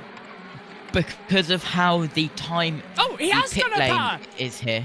Look, he's slowing. I knew that car didn't have gears. It's not selecting them. Lundgaard is dropping massively. Anything. Another car coming. On your left. And there's the replay of what happened. Has that affected him? That was him hitting the side of the 27 of Kyle Kirkwood. Has it dislodged the battery, maybe? Because he's got going now, but he has dropped. Where's he dropped to now? Well, Pourchaire is up into 8th position, so we're on board. Lundgaard's dropped to 19th place, behind Lundqvist. Oh, great. So we've got Lundgaard and Lundqvist side by side. That was the commentator's nightmare. Lundgaard on the inside line, moves to the outside, gets ahead of Lundqvist, and Lundgaard past Lundqvist. It's not as bad as what we had yesterday in qualifying, Josh, which was 2 of the Quisps together on the timing screen. Rosenquist alongside Lundqvist. I believe it was Rosenquist was through, and then out right next to each other was Lundqvist, or the other way round. Hang on. As Venus VK is saying he's in the pits. Yeah, and he must be, because Grosjean's gone past him. They fixed the sound issue on Sky. Woohoo! Good job. Well done, Sky. Actually doing something good for once. Unlike not being on site for Formula 1. Good job. VK is in, yes. However, have we gone back in time? Because it's like VK was in and he's been in for a while. So are we behind? Is your pictures the same as mine, JT? Yes. Right, so it's not me then. And you can turn your Combox cam on if you want, Josh, as well. Yeah, but Omi's watching. No, Omi's not here. Omi's vanished. Yes, he's vanished. Oh, all right. Hang on then. Josh. What? The on this day is Joshua Birch themed a little bit. Really? What are they saying about my birthday? Yes. You're joking? Yes, you were involved on this day. Oh, Matt White, thank you very, very much for that. Oh, boys. I'm honoured. Oh, it's so nice. I'm having one of the best birthdays I've ever had. I really am. I need to be because we're supposed to Pourchaire. You've had the racing, but you've also had quite a lot of time to just relax, as we've got a couple of cars in. Rosenquist, Pourchaire, Stingray Rob are apparently in as well. Rosenquist is going into his pit box now. It's right at the end of pit road. Straight onto the target. Good stop currently. Front's all good. Rear left taking a little bit of time, but didn't delay the pit stop any further because the fuel takes longer, of course, than the tyres. Good stop overall from Rosenquist. 8.1, 8.2 for Pourchaire, and 8 seconds for Stingray Rob. Now, you say, JT, as I think we're going to have Newgarden and Ericsson coming, you say day to relax. I say a day where I've shared a bottle of wine. Yes. Yeah, and multiple glasses of wine. And then as well, so yeah, you say that. I say slightly headachy. As into the pit lane, come Newgarden and Ericsson and Grosjean. Head to below, go through. Not even alcohol can stop me doing my job well. Ask that of anybody. Anyway, down to pit road then. Let's listen to what they have to say. Very long pit Road here at Long Beach, and it does feel agonizing. The drivers will tell you. Joseph Newgarden going to alternate tires, a little bit of a wing change. Actually, he said he didn't know what are we doing here? What tires are we going to? So that's when he made the call for the wing change. You see also Marcus Ericsson leaving his pit stall with the alternate tires as well. And that's what we wondered when Rosenqvist pitted. Would it bring everybody else down pit road, Kevin? The answer is yes.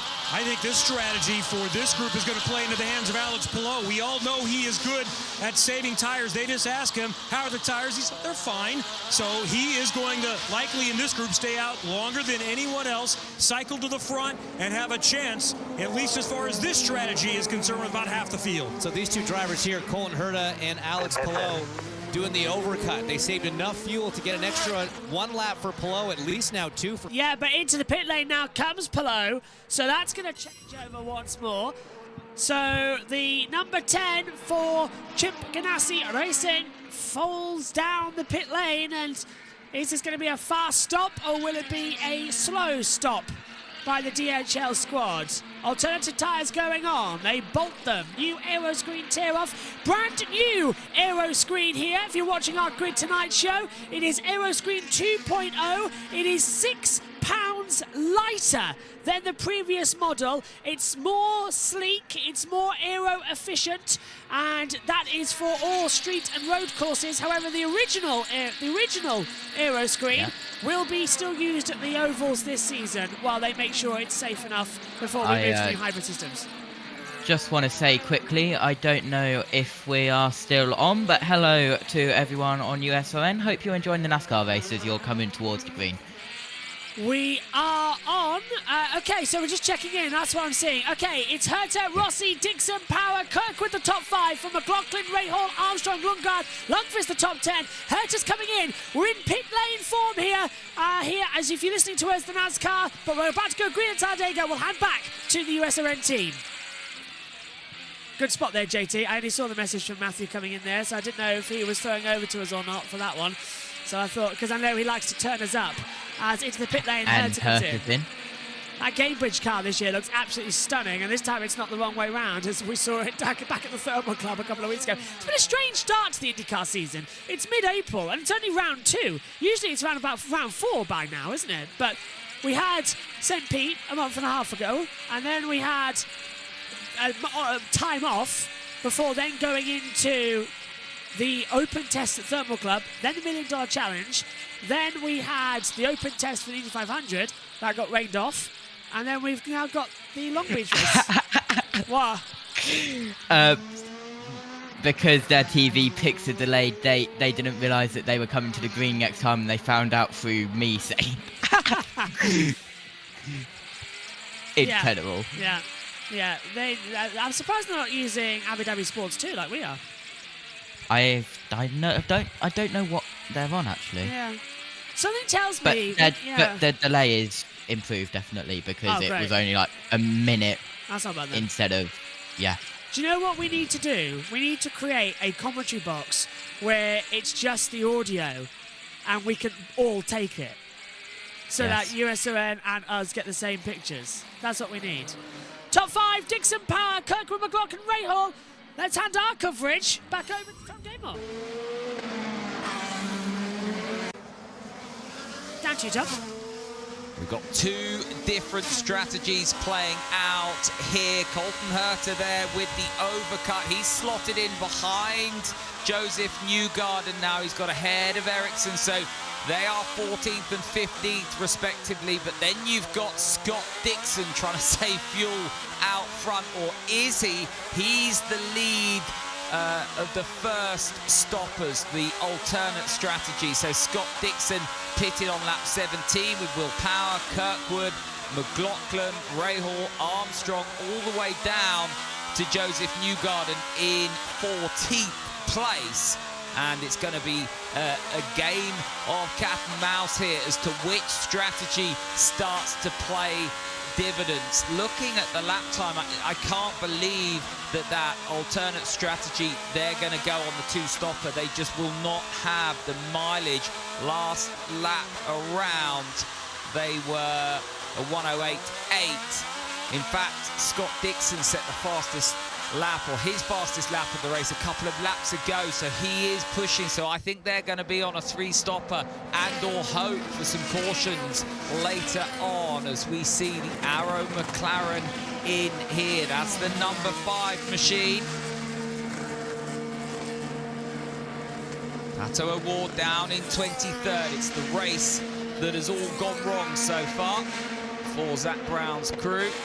Gavin Ward down there under a bit of pressure, and the Papaya will need to bounce back after Long Beach. Of course, this race was a race that Pato O'Ward could have won in 2023, but it didn't go his way. A couple of incidents down here at turn 8, one with Scott Dixon, one with Kyle Kirkwood, the eventual winner, and that paid dividends to his chances. But the question marks are out here around what is going to be the best strategy, and that's the element of refueling, and that's what makes IndyCar so special. What are those fuel numbers going to do? Are they on a 3-stopper, or are we going to get cautions later on in the race that are going to bring those alternate strategy runners, those early stoppers, back into play? Lots of question marks, lots of racing still to play out here in Long Beach. Thank you very much, Tom, as the action continues here. We are on lap 36 of 85 as the racing resumes. And is that still the right order with Dixon leading? Yes, it is. Good. 49 to go. Not too many remaining in this one, as Talladega continues to be 2, 3, 4 wide. Go on. Just talking to Matthew, they did indeed find out that they were going green next time round through this stream. Incredible. Yeah, well, that helps them out. This is Christian Rasmussen. I'll try and do the exact same thing if they throw to us the next stage as well. And here is a replay of what we missed of someone hitting the wall. Rasmussen. That was Rasmussen earlier in the race, and then that happened. So a little bit of highlights for Rasmussen. Yeah, he broke the rear suspension. But is he out of the race? Because I've still got him as running. He's out, isn't he? Yeah. He is out on track 22 laps down, is he? Yeah, my phone just tried to call someone called Spencer. We've got an interview. That's it down. This is with Rasmussen.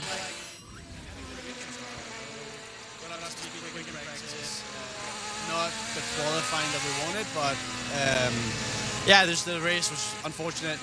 Tapped the wall out of 11. Thought the car was fine. My steering wheel was a little bit off, but I thought it was a bent toe link. But then when I went into 4, I think it just completely snapped and I went around. So it was just, not how I wanted to end the day. Yeah. Sorry to the boys, and it's going to be a quick turnaround to Barber, but we'll come back stronger. Bummer weekend for sure, but he's getting better every weekend, just not the result to show for it today. Blimey, you're cruel. Newgarden making moves. Seagal or Seagull? Seagal? Seagull. Going up there. Palou down in 15th place. Herta 14th after the pit stops as well. They are out of position and out of order at the moment. Yep. Absolutely. As here we have, I believe, one of the Junkers Hollinger racing cars trying to get past. Is it Grosjean? It's slapped cars. They're in the way, yeah. Yes. On board with Lundqvist. What's this? May 3rd, Netflix. It's basically a massive advertising billboard going around on the circuit, Josh, for a Netflix show. Unfrosted or unfostered? Unfrosted. Oh, okay. I think. Oh, I can hear the fountain going off. It's so nice. Yep. Hello to Jenna, and hello. Oh, thank you, Charles fan, for saying happy birthday as well. Thank you very much. Hello to Jenna. Hello, welcome on. Newgarden's passed Fittipaldi for 12th position at the moment. Dixon leads this race, and the man who's won so many Long Beach Grand Prix is now at the front, just like he was a couple of years ago in that amazing season run he did. to claim a championship. Decided here, of course. And Dixon won it when Long Beach was the last round of the championship. Palou took it. So, yeah, Long Beach did not suit being the last round of the championship. It suits its April date here. Yes. I was very happy when I found out that, to be fair, I get some of the best races of the season. I get the Chinese Grand Prix today, which was absolutely fantastic. Let's not deny that. Long Beach, which is an all-time classic, and its 40th anniversary. And NASCAR's got Talladega.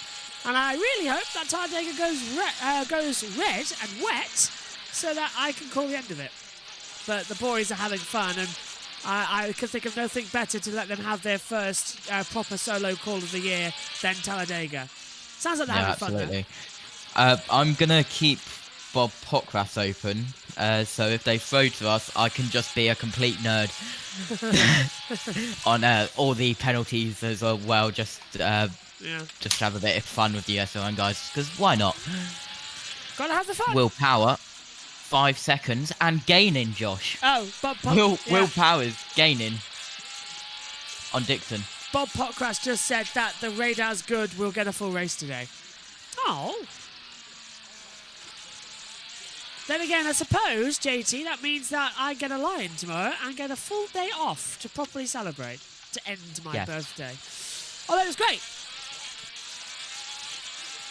Yeah, it's been a good day with a good F1 race as well, and Will Power going round Shoreline Drive up towards turn 1 now. Caitlin's right. This box makes you cough. So, Dixon leads 5.7 seconds. Either that or the combination of having 3.5 glasses of wine, sharing a bottle, and a full glass of Prosecco might not be the best of ideas in a very hot room. Did not hit the best. I'm feeling fine though once the headphones on. Because I'm really I'm really having to concentrate. Decard says, is Newgarden first on strategy? Let's have a look. Yes, because he has done one stop, but everyone else has done a stop ahead, but he is on a better strategy. Take a look at the full screen here. On the battle pass, you get to see Newgarden down in 11th position on the alternative tyres, on the one stop, but he would jump ahead of everybody else. He was the leader before coming in onto that caution, so he's got the advantage, I still say, JT.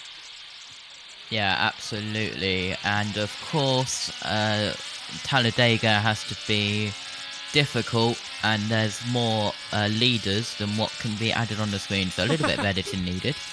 Yeah, I thought it might be. Let's take a look at that. We could do 2 in 1, couldn't we? 2 streams in 1. 44 to go. So, the racing continuing to be pretty much Long Beach, really, isn't it? I don't know why we do it, but Long Beach is the Monaco of the season, isn't it? But it's so much prestige, and we've got 3 wide racing at Talladega.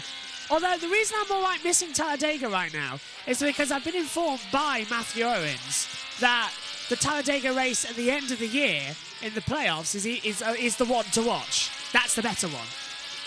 So yes, we get that. Unfortunately, anyone who is watching the NASCAR and the INDYCAR stream, I can't do anything about it because of Leave it. It's fine. Yeah, I'm gonna leave it. It looks great. Newgarden. Yeah. That's, by the way, if you're watching our NASCAR coverage, that is our USON screen that JT brilliantly created today. And have I just invented the screen? Yes, you've invented the USON screen, and it looks brilliant as well. So every time we're with USON, that's the screen you'll have. Which is... And we've worked out how to get around the issues that we had at the start as well, which is good. As we go round the fountain section as well, that's Newgarden getting on the back of Ferrucci, looking to go up the inside. He's catching, has to pull back as well as we go round the circuit. Yeah, and look, Ferrucci having to try and keep his tyres alive. He was darting left and right. How long is he on? Doesn't tell me his tyre strategies. That's annoying. It only tells us what laps he's done. Doesn't tell me how long he's been on this set of tyres for, unless I hover. Who's this? I can work it out as Cantino is on. Yeah, Ferrucci. Oh, and Ferrucci's coming in this lap. Never mind, JT. Ferrucci's coming in this lap. I can find out anyway. Ferrucci was on that tyre for 26 laps. So since the caution, yeah, that explains why he's diving in. Same as Canapino. We can work out who is first on strategy as well. Excellent. It should be Newgarden. Mathematically, he was the leader. Lundgaard Yeah. is on 17 lap tyres. Newgarden on 13. Herta on 11. Yeah. So Lundgaard is on 17 and Newgarden is on 13. So there's 4 laps in between them. Let's hand over to Tom Gamer because that's the only way he gets sound, and he asked.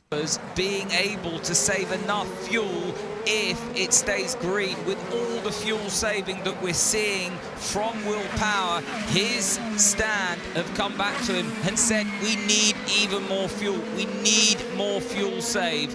He's barely on the throttle on the straights. Paul O'Neill's tweeted in and said, well, they won't need the brakes at this rate. Can't disagree. Hey, Paul O'Neill. Man here, Joseph Newgarden, the first of the late stoppers on the alternate strategy, or is it the primary strategy? Even I'm getting confused here because, and this is a big because, it's Scott Dixon. It's the Dixie Dust that we've seen so often over the years. That special ability to save fuel when everyone else wants to do the same strategy, but they can't hit the fuel numbers that Scott Dixon can. And if anyone can, Scott Dixon can get it done here today. But it's a big question mark, but it's a question mark that sows the seeds of doubt up and down pit road and in the mind of all the other drivers. When Joseph Newgarden, Colton Herta, when they hear that it's Scott Dixon out front, when they hear that Scott Dixon's saving fuel, you get that sinking feeling in the pit of your stomach that if anyone can, he can. So lap 45, we think they've got to get to lap 50, and even if they get to lap 50, they got to go 35 laps after that. The most we saw from anyone last year was 33 laps. So if it stays green, I just can't see them doing it. This is a typical IndyCar race. There's question marks all over it. How is this going to play out as Théo Pourchaire is on full send? Yes, he is, Tom, and they are really starting to push. We're welcoming you back. It's lap 46 out of 85. We are more than halfway in the Grand Prix of Long Beach here in 2024. 40 years since we first started coming here for IndyCar. And this is the Honda driver profile for Marcus Ericsson. Don't know why we're seeing this when... Oh, do I have to say it, JT? There's a battle on the track! Nothing but commercials. Or nothing but... Yeah. Right, right. Done? You done? You done? Nice view of the city. Everything ready? Everything ready? Get back to the track! We're now in a helicopter! We have missed an overtake! There we are! And there's the move complete as Newgarden's on the back of Lundqvist. For goodness sake. Chaos. How idiotic do you have to be? NBC really are nothing but commercials. Look at Newgarden on the inside line, trying to go Lundqvist, late on the brakes into turn 1, and he's got him. Good move there from Newgarden, JT. Yeah, that was a really good move. You just have to be later on the brakes into turn 1, and if you can get it done on the inside line, it's an easy place to overtake. Probably the best place to overtake here at the Long Beach Street Circuit as well. So, Dixon, by 7.4 seconds, leads this race to power. Kirkwood, McLaughlin, Rahal has the top 5. And this strategy battle beginning to open up as we get towards the second phase of pit stops for the majority of the field here tonight.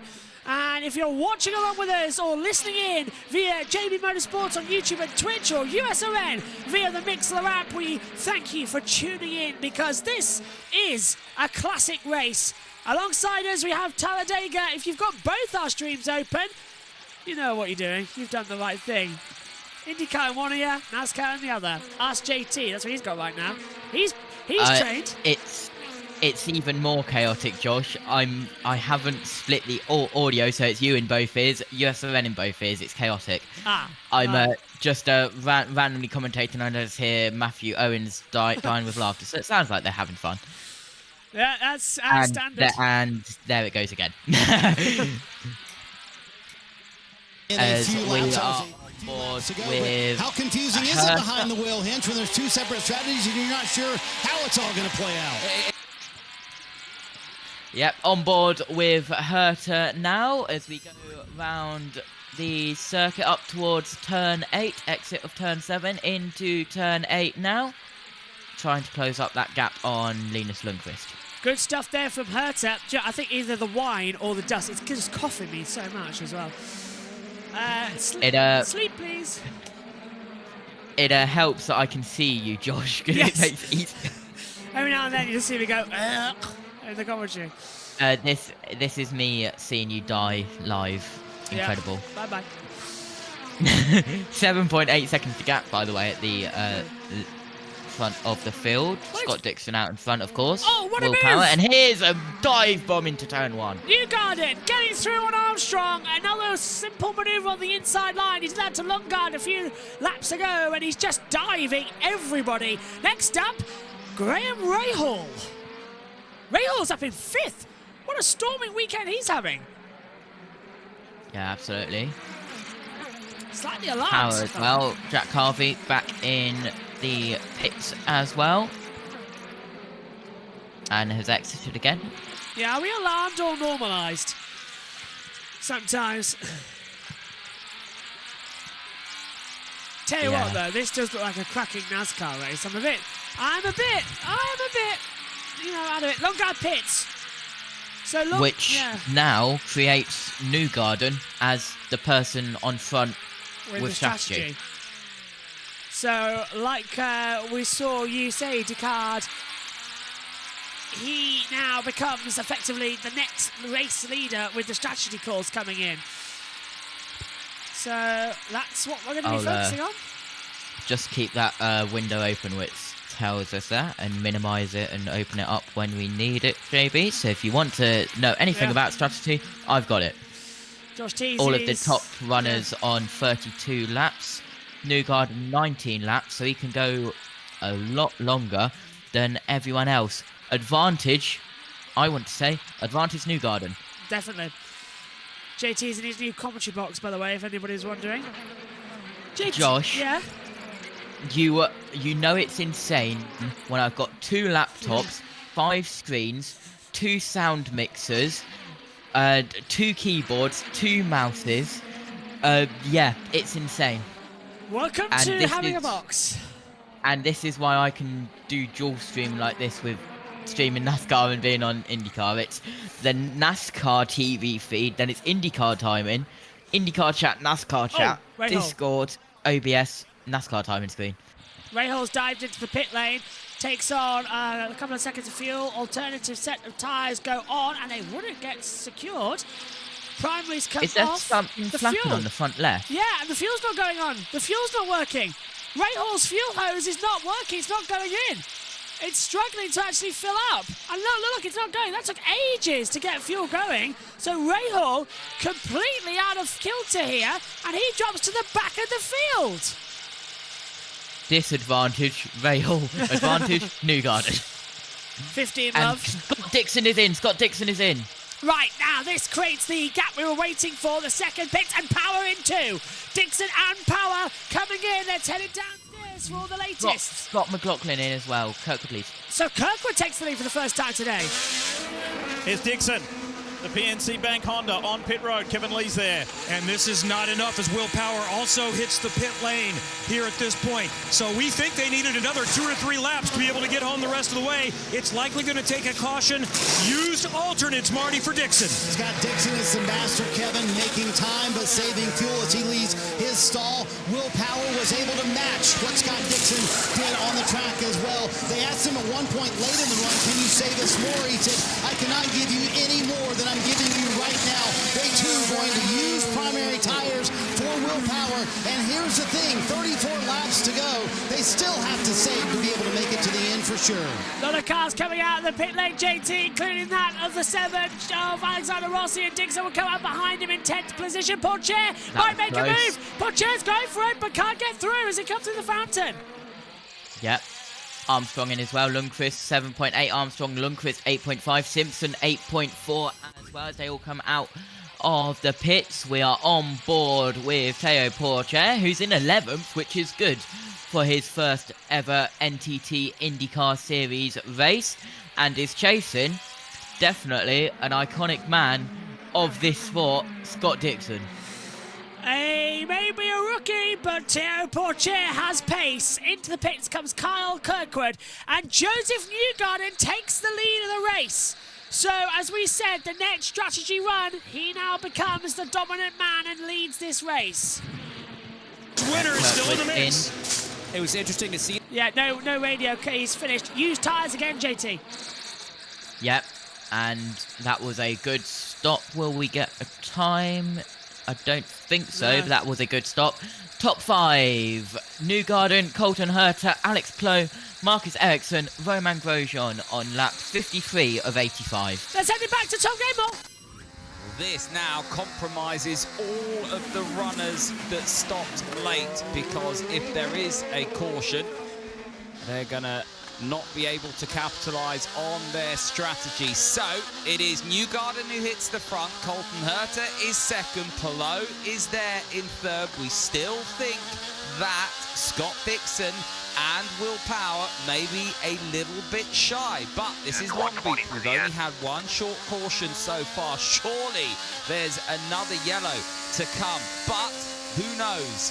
This is IndyCar after all, and you can never predict anything. The moment you start to try and predict anything in IndyCar, that's when you rip up that sheet of paper and throw it out the window.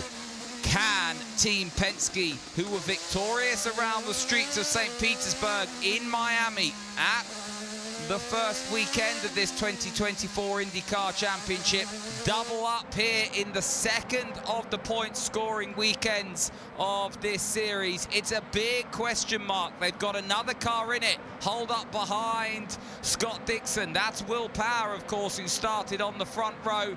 But now we've ticked past lap 54. Just how far will these second stoppers go? That is the question. Just double checking that's the end of, yeah, it was. As they come into Long Beach then heating up. Short commercial break there, wasn't it? From the stateside. I was expecting longer. Yeah, that was it. Less than 2 minutes. Wow, you're getting your money's worth over in the States today if you watch on USA. Then again, it is the NBC. They'll be back on commercial in like 3 minutes, so sorry guys. Yeah, sorry. That's why we're the place to follow for all the action.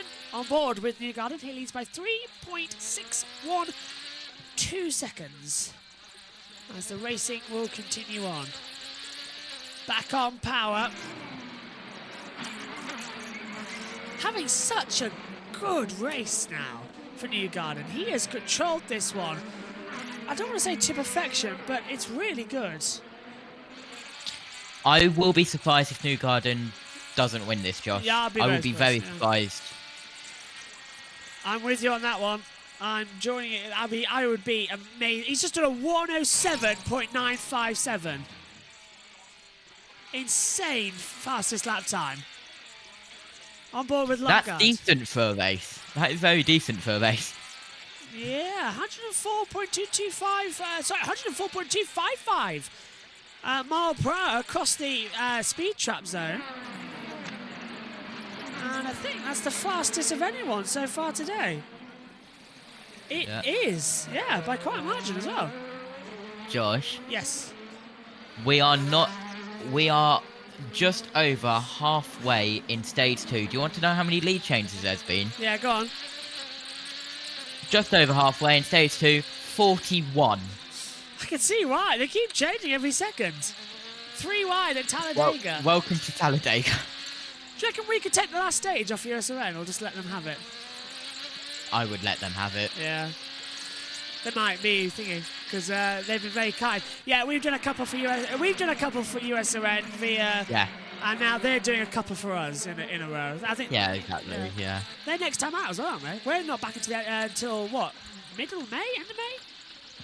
You're gonna make me check the schedule now. Well, I can't remember if it's early May or not, because I know we're doing the Coca-Cola 600, but we must be back, I think, the 14th. Does Newgarden has a run here?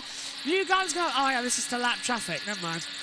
That's to lap Kiffin Simpson. It definitely wouldn't be the 14th, as that is a weekday. It's 12th, I think, we're back. Right, yes. okay. Yeah. Yeah, USRN are scheduled to have next weekend, yes, as it's a clash with INDYCAR Barber. Yeah, and we've got Barber.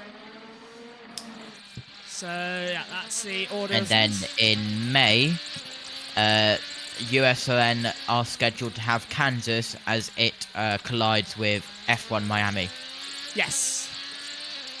So we are back on NASCAR on the 12th of May with the NASCAR Cup Series at Darlington. 8 p.m. start, 3 p.m. Eastern scheduled. Darlington, that's a good place to come back, actually.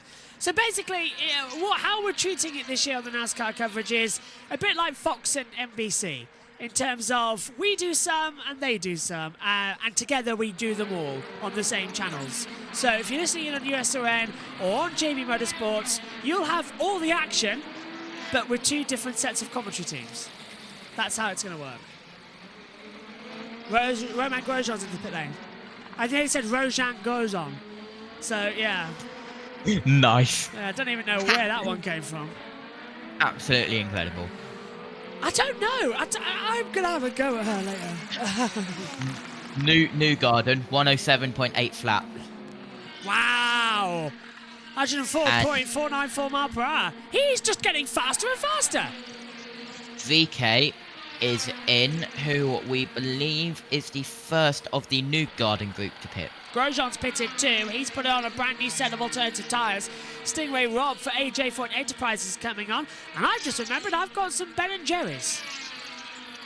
Nice. That's going to be a nice Our end of the day. shop closes in 5 minutes, so there's no chance I'm getting any. Oh, do you want to run off? Nah. I'm fine. I'm good. Well, that's very delayed as Newgarden enters the pits. Race leader down. Let's head down pit road. Anyone there? Joseph Newgarden comes slowly down pit road here. They're going to go to used alternate tires for Newgarden. And Tim Cindric told him a while ago, think about that. That's what we're going to have for the end of this race. And I think teams have been a little surprised how well these alternate tires for Firestone have held on this weekend. Newgarden bidding with 27 laps to go. A quick stop by the Penske bunch. The wing change Newgarden wanted. We'll see where he cycles out. And when the other drivers on that primary strategy come down pit road. Well, I think he's going to cycle out near his teammate here, Will Power. Power on that alternate strategy like Dixon. So what happens when the teammates meet here in turn one? Nah, they're miles back. I don't know what on earth Townsend Bell was thinking there. How much does he have to drink? Fittipaldi and Tom Blomqvist has joined the Lapped Cars Club. Right. He's seeing double, that's why. Two cars side by side. He thought, oh no, they're going to go down. That is not the case, however. There's Power. He now moves up into 9th position. Newgarden is 8th, but the gap is 2 seconds. Ericsson, Rosenquist, Pourchaire into pit lane now.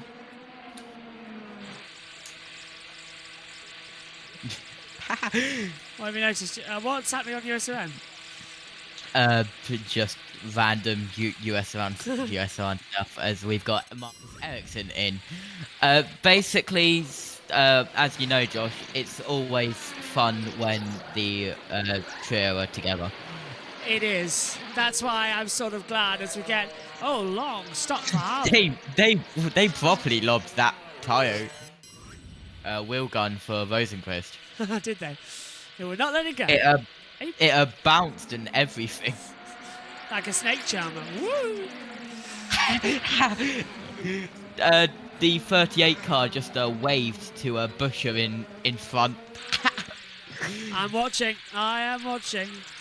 Yeah, Seth I Eves just back. looked over and immediately saw that. That was incredible. Seth Eves back with Matthew Owens and Matt White, so the trio together for Talladega. Rossi in. They are a brilliant commentary team, them three, so I'm kind of jealous that you're getting to hear them because I'm doing this, so I can't on my end. Basically, it's just in the background. When I'm speaking, I can hear them, but right. then when you're speaking, it's like a little bit lower because you're higher, so I can hear you, so I can commentate. But basically, it sounds like they're having so much fun because all I can hear is Matthew Owens just laughing. Sounds about right. Rossi, O'Ward and Canapino pit, so 2 of the 3 McLarens come down pit road. Canapino for Yonkos Racing is in as well. And we're on board with... Oh, hang on a minute. Herta pits. Race leader's in too. So Colton's now diving down pit lane. All changes here. What a race this is. How long's left? 24 laps. And it's 10 o'clock. Yeah, not too bad. Green flag pit stops us at down pit road. Dixon will catch him. Newgarden will catch him. The question is, can he get by? Here comes Colton Herta for his last stop, Kev. And Alex Palou is right behind him, but Herta gapped him by about 7/10 on the last 2 laps. It's used alternates for Alex Palou for the final stop, Marty. Kevin, keep in mind, Andretti Global went down to 3 teams this year. Rob Edwards told me this morning it has massively helped our pit stops. Colton Herta needs a quick one here. He leaves pit road already, going to those alternate used tires for Colton Herta. A quick stop for this bunch. Let's see where he cycles out in the middle of that traffic. There goes Scott Dixon, but here comes Joseph Newgarden, gets around the 66 of Tom Lundquist, and there you see Herta and Palou. So Newgarden is clear of the drivers that are on effectively his same strategy. For Newgarden, it's go get Scott Dixon. Here we go. Let's go for a ride with Will Power. That's Herta up ahead.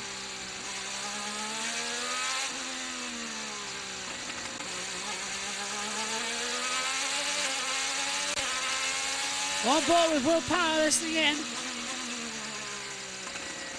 Hinch, what's this like when you want to attack but you're in fuel-safe mode? It's one of the most frustrating things that can happen to a driver. You're sat in IndyCar, you're at one of the coolest racetracks in the country, and you just want to let the thing eat. You want to push the limits of this thing and of yourself, but you can't. You have to maintain that patience. You have to maintain that discipline to not burn too much fuel, because a trip down pit lane for a splash and go at the end of this race would be absolutely devastating for your results. Yeah, you might as well pull into your hotel parking lot at that point. Do the best you can. We got to keep hitting the number for now. There you go. You can hear the dejection from pit lane. They know the routine. So, they stayed green at Talladega. Okay. Just sort of spin, and they've managed to stay green in it. 23 to go. Dixon Was leads. that the one that was on pit entry? Corey LaJoie spinning, yeah. Yeah. And talking about NASCAR, Josh, a certain driver, he is 34 years old. He's an FIA Platinum driver and a 3-time Supercar Championship champion. He led 3 laps. You're joking. He has led 3 laps 3 different times.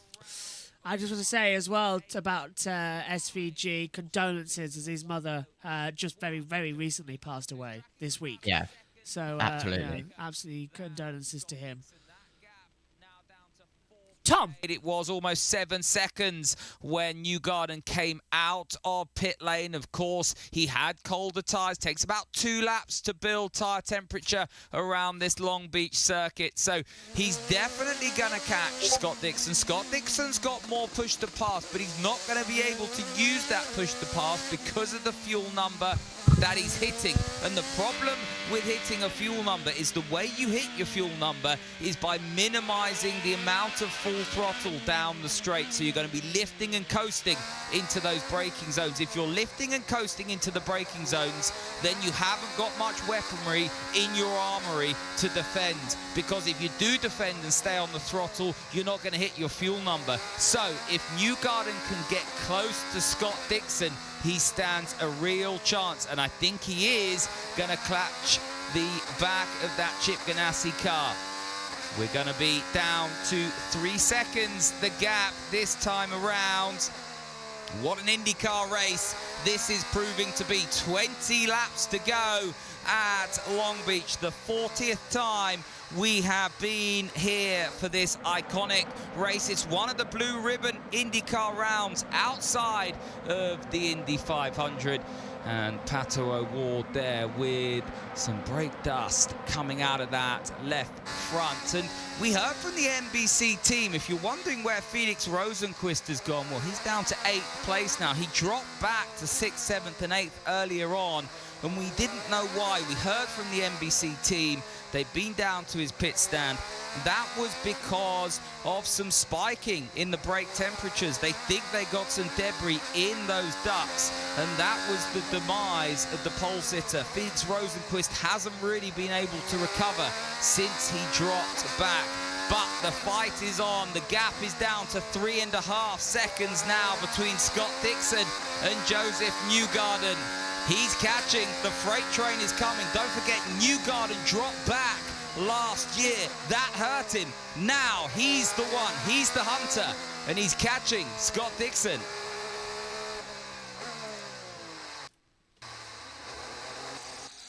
"20 laps to go here at the Grand Prix of Long Beach.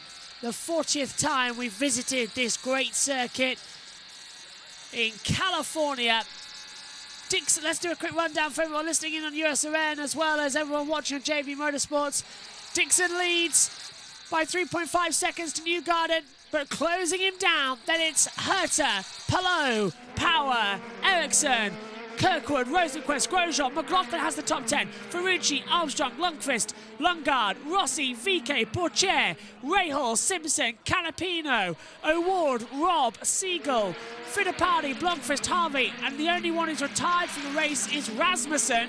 Everybody's still leading in competitive form out there as we ride with Newgarden. The gap now 3 seconds closing in. Let's check in with NBC. On the table here at Long Beach.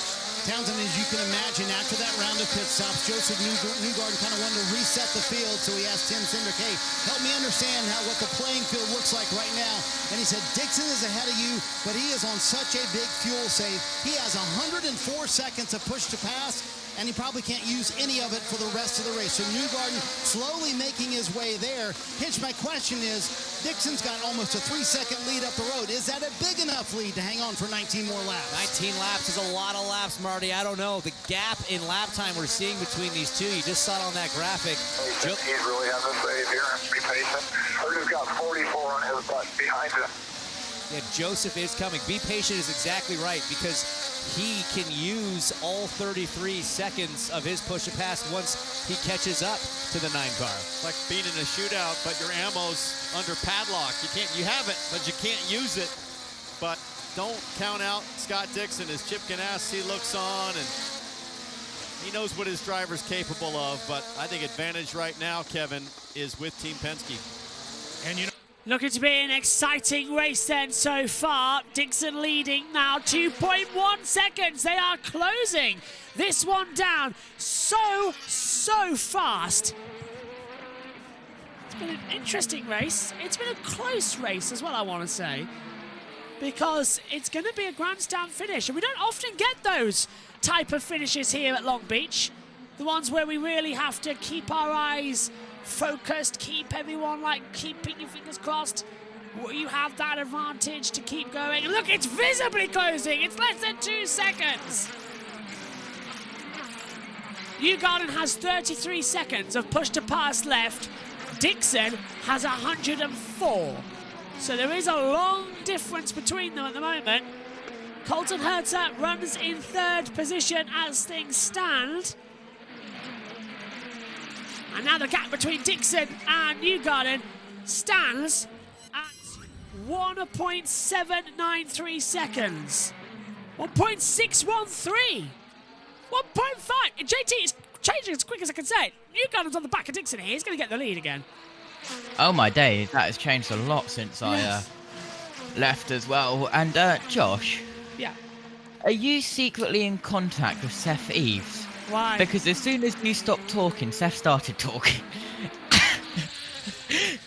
Hey, Seth. He's on the other commentary box camera. As Newgarden is catchy. Yeah. Come on. 1.2. So Over the he bump. pits. Down from 16th position, yeah. Fittipaldi's in too, actually, and leaves it. Yep. Newgarden's being told, just keep it steady, just keep it steady. Great racing. Long Beach delivering again. Another grandstand. 17 laps to go. I want these two to duke it out for the entire end of this run. I really do. Newgarden is running out of push to pass. 33 seconds. Dixon's got 104. We have got a bonanza grandstand here. Just keep it together. It's lap 69 of 85. As they will push at the back. VK in 16th. Ray Hall 17th. Their battle closing. In fact, Ray Hall's dropped massively back in that last sector. Gap less than a second now, though. JT as we approach the fountain. Look at the time that Newgarden gained there. It was 3/10 just at the fountain. Yeah, absolutely incredible from Joseph Newgarden. He has this race in his hands and just has to get past Dixon in the next 16 laps, which, with Newgarden's pace, I'm going to say it's very easy to do. Keep on going.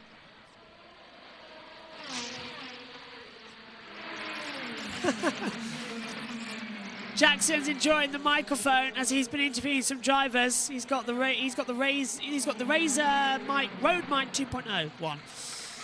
Look Nice. how close. 4/10 at the exit. The wireless ones. That's what I want. Is the battery pack I have to carry around with me as well. Ferrucci's going to get in the way of Dixon, which could help out Newgarden as lap traffic incoming. 4 seconds away, around-ish. Dixon's smart here. He's going to 15 laps to go. And 15 to go. yeah, we all know what that means. Anything can happen in the next half hour. Although technically it's about 16 minutes we're going to be racing here. Not that long at all until the end of this one. And that's going to put pressure on Newgarden because you start running out of opportunities. Saving those tyres, saving that push to pass. 33 seconds he's got left, as I said. Dixon 103. They haven't used him for the past 2 laps because Dixon will just attack and defend. So he's got it covered no matter what. 96 seconds. So he's used, 6 of those seconds. Oh, hang on. That's McLaughlin slow. Scott McLaughlin is slow coming into the back half of the circuit. Has he got a terminal problem? What's happening? Very slow as Ericsson does a 107.769, a fastest lap of the race. But McLaughlin is slow on the backstretch towards the stadium sector. And I think he's out of the race. I think he could be out of the race. That could cause a yellow. That'll help things dive up again. Oh my days, NASCAR is on fire right now. Not literally, but let's just say Prix is in a little bit of a situation at the front. Everyone is cutting in between the lanes and it's getting very close. I see it. I'm looking down the 2x2 and yeah, Ryan Prix was half a second the gap now. Yeah, Newgarden. I don't know if you saw it, JT. McLaughlin's down in the pit lane. He's in serious trouble. Did he go? I think he went round the back way. Yeah, I think he went right at turn 10. So he's cut that part of the track off. Yeah. We're going to have to hurt him. He's got 94 on his butt. And now, Tim Sin. Yeah. Not looking good here, is it? What a dramatic end. Jackson Lambros. Ladies and gentlemen, we have a race at Long Beach. Get in. No better place to have a race. And look, Herta and Palou battling over third place too. So we've got a battle for the top 4 positions, and they are all closing down together. Long Beach has a 4-way battle for a win. You are not dreaming. This is coming through. And, as Kobe Lambeth puts it, it's between the best in the business, Dixon and Newgarden. Hello to everyone watching us on the Grid Network as well. If you're watching us on the delay and the upload, hello. Look how close Newgarden's getting. As we watch her to close it back. Yeah, now Dixon's using the push to pass the PTP. 88 seconds he's got left, JT. He's blown through 25 seconds in the space of 3 laps. Yeah, absolutely. Catching. Still half a second the gap. Never mind, 4 tenths the gap. That's because Newgarden just used 6 seconds of push to pass. So he's going to run out if he's not careful. Newgarden wants to do it and then just defend. It's overtaking. That's very hard at Long Beach. But this is a close race. It's reminding me of Mansell and Senna in 1992 at Monaco. Congratulations to the NASCAR graphics department, as it said stage 1 complete at the end. It's stage 2, yeah. There we go.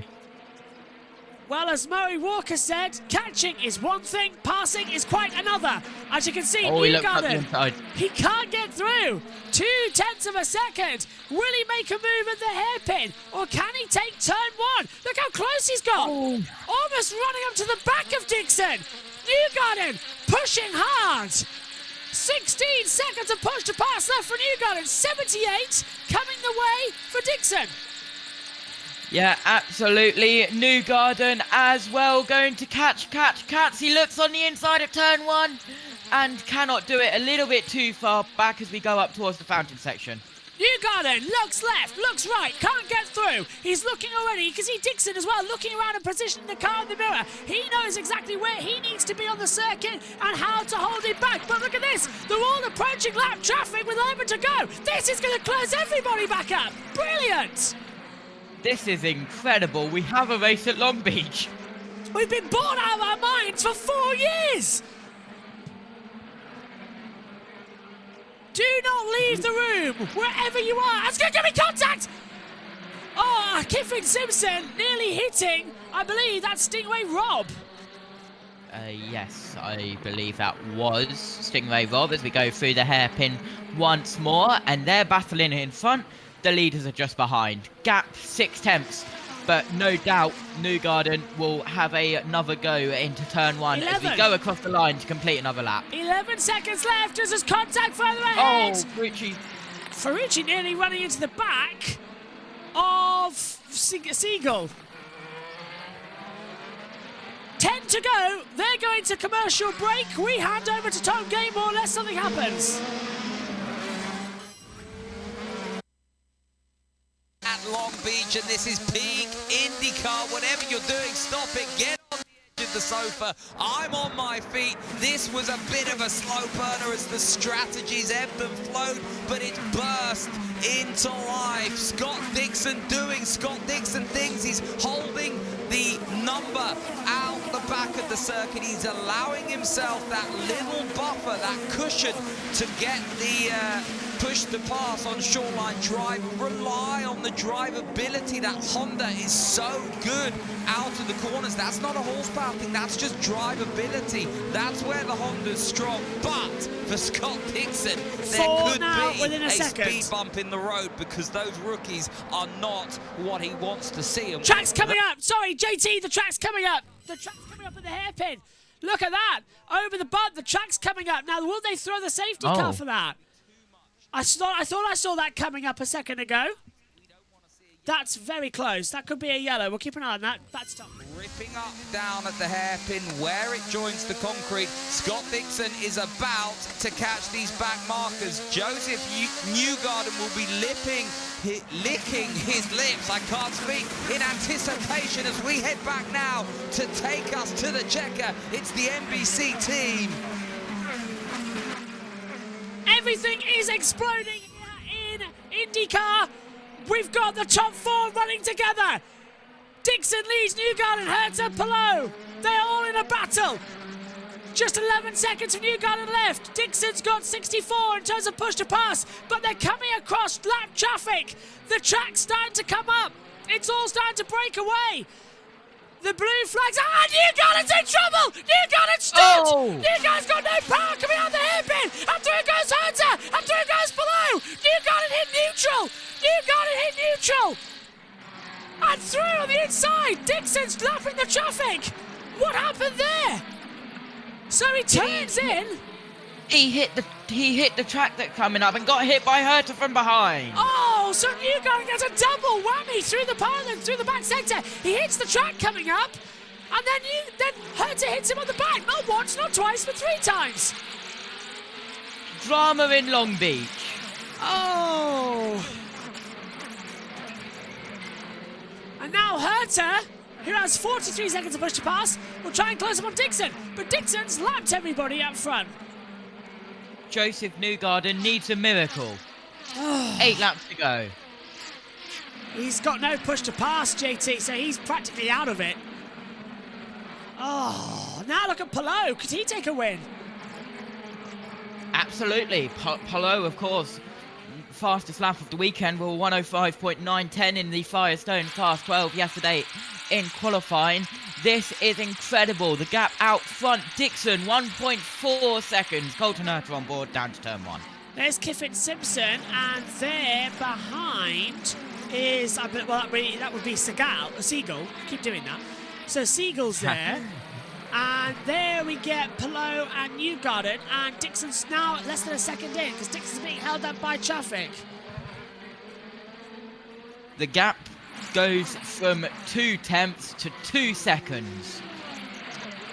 This race is... Newgarden. Oh, wow. What a couple of laps. And hit that runoff area that's come up and then got bolted by Herta. Running into the back of him. Black traffic getting out of the way now, JT. So Dixon's within sights here. Palou might sense a victory here. He's right in the back. So are they running together now? Yes, they are. Dixon, Herta, Palou, Newgarden now back together again. With traffic in between. Copy, focus forward. That's Herta being told focus forward. Dixon makes lap traffic now on the back. Kiffin Simpson will be next up. And just to let you know, Kiffin Simpson in Chip Ganassi Racing, teammate to Scott Dixon. He'll let him through and then back everybody else up. Simpson now has the opportunity to play the team game. He'll let Dixon through and then hold everybody up to give his teammate a little bit of breathing room. The strategies this day has brought out, JT, it's unbelievable. Oh, thank you, Fabrice. It says happy birthday. Thank you. Yeah, absolutely. The tables have turned. It was massive advantage, Joseph Newgarden. But saying that, Josh, he has gained half a second. Herta on a move down the inside. Newgarden as well. And they're all moving out of positions as well. And they can't move out fast enough. Seagull needs to move. Newgarden's going to make his way through and barges him out of the hairpin. Oh, and that's changed up a couple more positions as well. Ericsson's in the mix. Ericsson's come back into this party. It's a 5-way fight for victory here as Kiffin Simpson lets his teammate through, and now watch him play the team game and hold that. Oh, and Herta's got brake dust flailing out of him down at turn 1. Did he go straight on? No, he's continuing. No. He just stopped in the middle of the corner. That was Colton Herta over the radio on Joseph Newgarden. Joseph? Where did that come from? Wow. Which one of us had half a bottle of wine today? I do think, however, that is Newgarden hitting neutral after he hit that runoff area that came up. So he's actually downshifted, hits that, accidentally downshifted again, got into false neutral, and let's have to fall it back in. Watching on board with Colton Herta in the Gamebridge car. 1.2 seconds back to Dixon. 1 second now. He's got to care. Kiffin Simpson. He's got to clear Simpson. Kiffin Simpson. He's got to do it soon because Simpson now is going to play the team game. Oh, and Simpson nearly in the wall. 4 laps to go here at Long Beach. If you're joining us on USON, 4 laps to go as you get ready for the final stage of NASCAR. And up the inside, Herta makes the move on Kiffin Simpson as a lap down. It's Dixon versus Herta. Herta trying to win on the streets of Long Beach. Anything can happen. This is absolute incredible. Welcome to the guys on USRN who are joining us for the end of this race while you are on stage break, and it is an incredible race as well. It's currently Scott Dixon, Colton Herta, Alex Palou, Joseph Newgarden in 4th as well. And throw in Ericsson, who is on the outside, but has a shot at victory here as the lap traffic gets out of the way. Palou easily moves ahead of his teammate, Kiffin Simpson. So Palou goes back into it. He's also fellow Chip Ganassi. But Andretti now holding back with Herta in P2. It's very much a sandwich that they've got. Is Dixon going to put the team game on, hold him up and let Palou have a go for second, or is Dixon going to go for the lead? 3 laps to go and nobody knows what's happening. All we do know is that Newgarden, if you're just joining us, came out of the hairpin, went basically into neutral, got hit by Herta and is now dropped to 4th place. And outside of a chance to win this, I think. Yeah, absolutely. Joseph Newgarden 3 seconds back on the leader. It is 3 laps to go with 3 drivers in the mix. Side by side on pit road on the exit, and that's the 45 of Reddick getting in front of the 31 as well on the NASCAR side. Yeah, just thought we'll keep you updated with that as well if you're tuning into us during the stage break on USRN 1 and on JBMotorsports' stream as well, I should say. As Dixon now only half a second ahead. Herta's closing in. Is Herta going to win this one? We have a grandstand finish at Long Beach. Can't remember the last time that happened. What a race. What's up, JT? Just general USRN stuff. Classic from them. I hope the boys are enjoying Talladega. It sounds like they're having a lot of fun, because all I can hear over you is Matthew Owens laughing his head off. Oh, what a stream. Hopefully you're enjoying the boys as well in their first commentary on JB Motorsports. They do USRN together, but they've got the big guys now out there, the big audience coming in to listen in on the USRN and now on JB Motorsports. Hopefully they're having fun. Yeah, absolutely. As it's Dixon, 3/4 of a second ahead. Final lap is going to be do or die here at Long Beach. This is going to be... Herta's only got 3 seconds left to push to pass. Dixon's got 24, so if Herta wants to do it, it'll have to be out the last corner. 1 lap left. 40 years we've been coming to Long Beach, and we're going to race to deliver it. White flag is in the air. Dixon v Herta into the braking zone. Can Herta find anything? Palou closing him in. Go on. White flag in INDYCAR, 1 to go for stage 3 in NASCAR as well. So definitely 1 to go everywhere as well. So NASCAR getting started on stage 3, but it's a final lap, and it's going to be an incredible final lap here. I believe Dixon's got it in the bag. Into the final few sectors we go. 6/10 between them. Herta is going to wait to use that push to pass. He's 7/10 back. Only 2 miles to decide this one. Down the backstretch we go. It's been a classic race again, but it's going to be the man who owns this series. Domination, one of its most popular figures. He's going to come out of the last corner. He'll try and take the flag. Herta and Palou trying to close, but it's Scott Dixon who wins the 40th anniversary edition of the Acura Grand Prix of Long Beach. Dixon wins, back on top. Herta second, Palou third, Newgarden fourth, and Ericsson fifth. A fantastic race here in Long Beach, and Dixon wins and is delighted. What an incredible race. It was advantage Joseph Newgarden this whole race, but then a mistake at the hairpin. Scott Dixon inherits the win after that mistake from Joseph Newgarden. Scott Dixon, incredible race. Joseph Newgarden, unlucky at the end. Lifted in case they wanted to slice that out later for USON. Dixon victorious. The #1 finger out the new aero screen as well. Fabulous race. That, JT, is how Long Beach should be. That was brilliant racing. And boy, if we missed IndyCar properly. No messing around, no testing. Absolutely incredible. What a race. Fabrice says only Scott Dixon could have worked that strategy. Great drive. Colton pushed him hard too. Couldn't agree with him more. Literally, yes. Hot dog. Dixon's done it again. Hot dog, hot diggity dog. Nice. Yabba dabba doo. What a great race. And we ain't got a week to go until we go to Barber. Next time out. Yep. And then the month of May.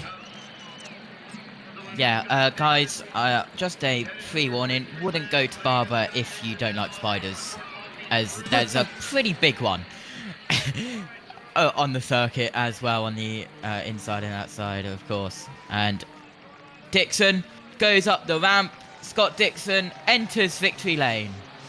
Let's hand it over to NBC. Your race car in this perfect 70-degree sunshine. You've got the Corbel champagne, and it's just sweetness all around. It's always a beautiful day here at Long Beach, one way or another, and you're right, Townsend. This place is so special. That victory lane is a special one. They imprint the names and dates of the winners and faces of the winners actually down in the pavement here in victory lane. And to win here puts your face alongside some of the greatest in the sport. And Scott Dixon's done it before, and for the second time in his career, he'll get another one. It was a real source of frustration that it took him so long to get there. There's Colton Herter and Joseph Newgarden. They're talking over the collision, the nose to tail. Marty's there. While they discuss it, let's go to victory lane. Boy, we've seen some amazing Scott Dixon performances, but this ranks up there near the top. An incredible Long Beach win for Scott Dixon and Chip Ganassi Racing. Not even sure where to start with this one. What an amazing win. I guess my question is, how? That was tough. That was real tough. Honestly, I didn't think we were going to make it. They kept giving me a number, and it just wasn't getting... I was close, but not enough. So, luckily, we were on the safe side there, but huge credit to everybody on the PNC Bank number 9. Obviously, can't thank Honda enough. Home race here at the Acura Grand Prix, all the Honda employees here.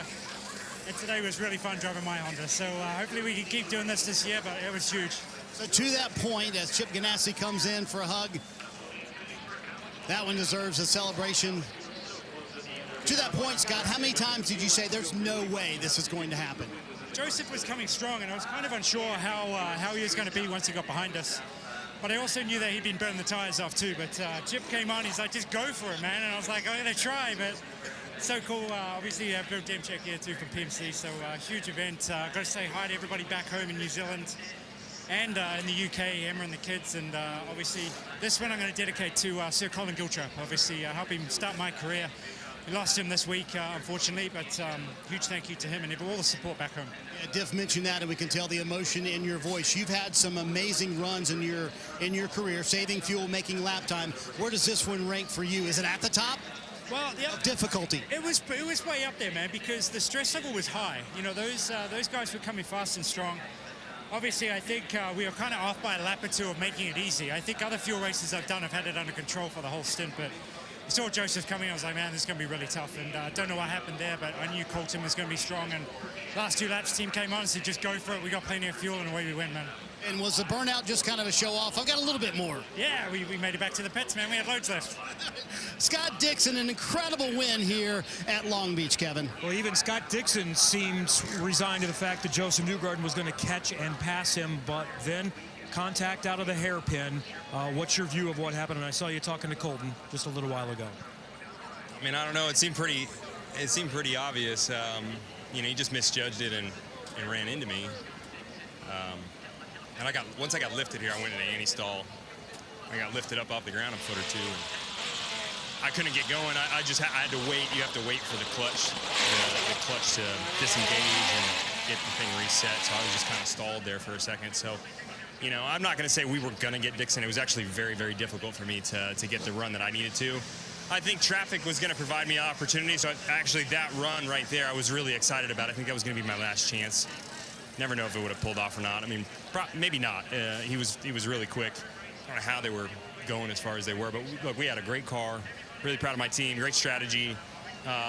Good speed all weekend. So, you know, I think we got to be happy with a fourth. I'm just not sure about the Herta deal. Like, I think they should probably look at that differently. Look, if you hit somebody, it is what it is. It'd be the same if I hit somebody, but, you know, we got to take a fourth, and we'll take a fourth. On his radio during the race, he said that he basically stopped in the corner. Did you approach that hairpin any differently or have a different rolling speed than you had otherwise? No, similar when I was following Dixon the last multiple laps. Yeah, very similar. Okay, thank you, Joseph. Dylan. And let's get Colton Herta's side of it here. So Joseph says effectively that you just ran into the back of him. I mean, is that how you feel about it? Was it that black and white to you? Yeah. Misjudged it a little bit, but, you know, I think he set up pretty wide and was cutting back in, so he's a little bit slower at apex, but ultimately it's up to me to carry the right speed into the corner, not to run in the back of people, and I just misjudged it. So would have been fine. I think he hit anti-stall coming out of the corner, and that's what really bottled him back. But yeah, definitely something to put in the back of my mind. I don't like to race like that, especially a guy like Joseph I have a lot of respect for, but you know, our game was really good today, and I think we got the max out of it. Obviously, Dixon, I still don't know exactly how he got to the lead and what happened there, so we'll have to see later today or tomorrow. But overall, I'm happy with the Gamebridge Honda and what we had to do today. You know, two really good races to start the year off, so hopefully we can keep this going. Yeah, and we talked on the broadcast about the work that you've put in over the offseason and how you deemed last year the worst year of your racing career. So how rewarding is this start?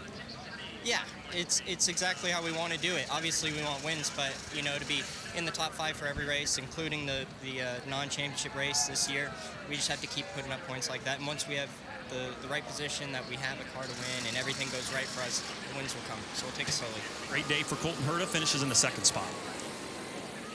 Okay, that was interesting to hear that, and thank you for that, Dylan. So shedding some light on the Colton Herta, Joseph Newgarden situation. There's Chris Simmons in the white shirt, the head of engineering at Chip Ganassi Racing, congratulating his man, Scott Dixon. Career victory number 57. He's within 10 of the great AJ Foyt. But more immediately, it's his 2nd Long Beach win, and that means a lot to Dixon, who's in the hunt for another championship early on. Seems to be exactly that as well. And we're going to wrap up our coverage here as well from the circuit. Let's have a quick word with Fabrice. He says, solid debut from Thierry Pourchaire. Felix Rosenqvist is driving like he is, has a point to prove to McLaren this season. Another solid race for Meyer Shank. Alex Palou is consistent, but going to need some wins to defend the INDYCAR title. Nice to hear Colton Herta owning his driving errors. Good man. Thank you, Joshua and JT, for great commentary as always. Charge on, guys. Thank you very much, Fabrice, for tuning in. JT, don't get up because you're back. Oh, never mind. How are you? What do you make of that race? It was an incredible race, and well, it was going well in NASCAR, but Matt White jinxed it 2 laps later. He said there's not been a yellow flag and caution for an incident. There was. So you can blame Matt White for that one. Over to IndyCar. What an incredible race. And Joseph Newgarden, his car, it was either his car or a mistake. I was able to catch a little bit of the interview because I was listening to USRN.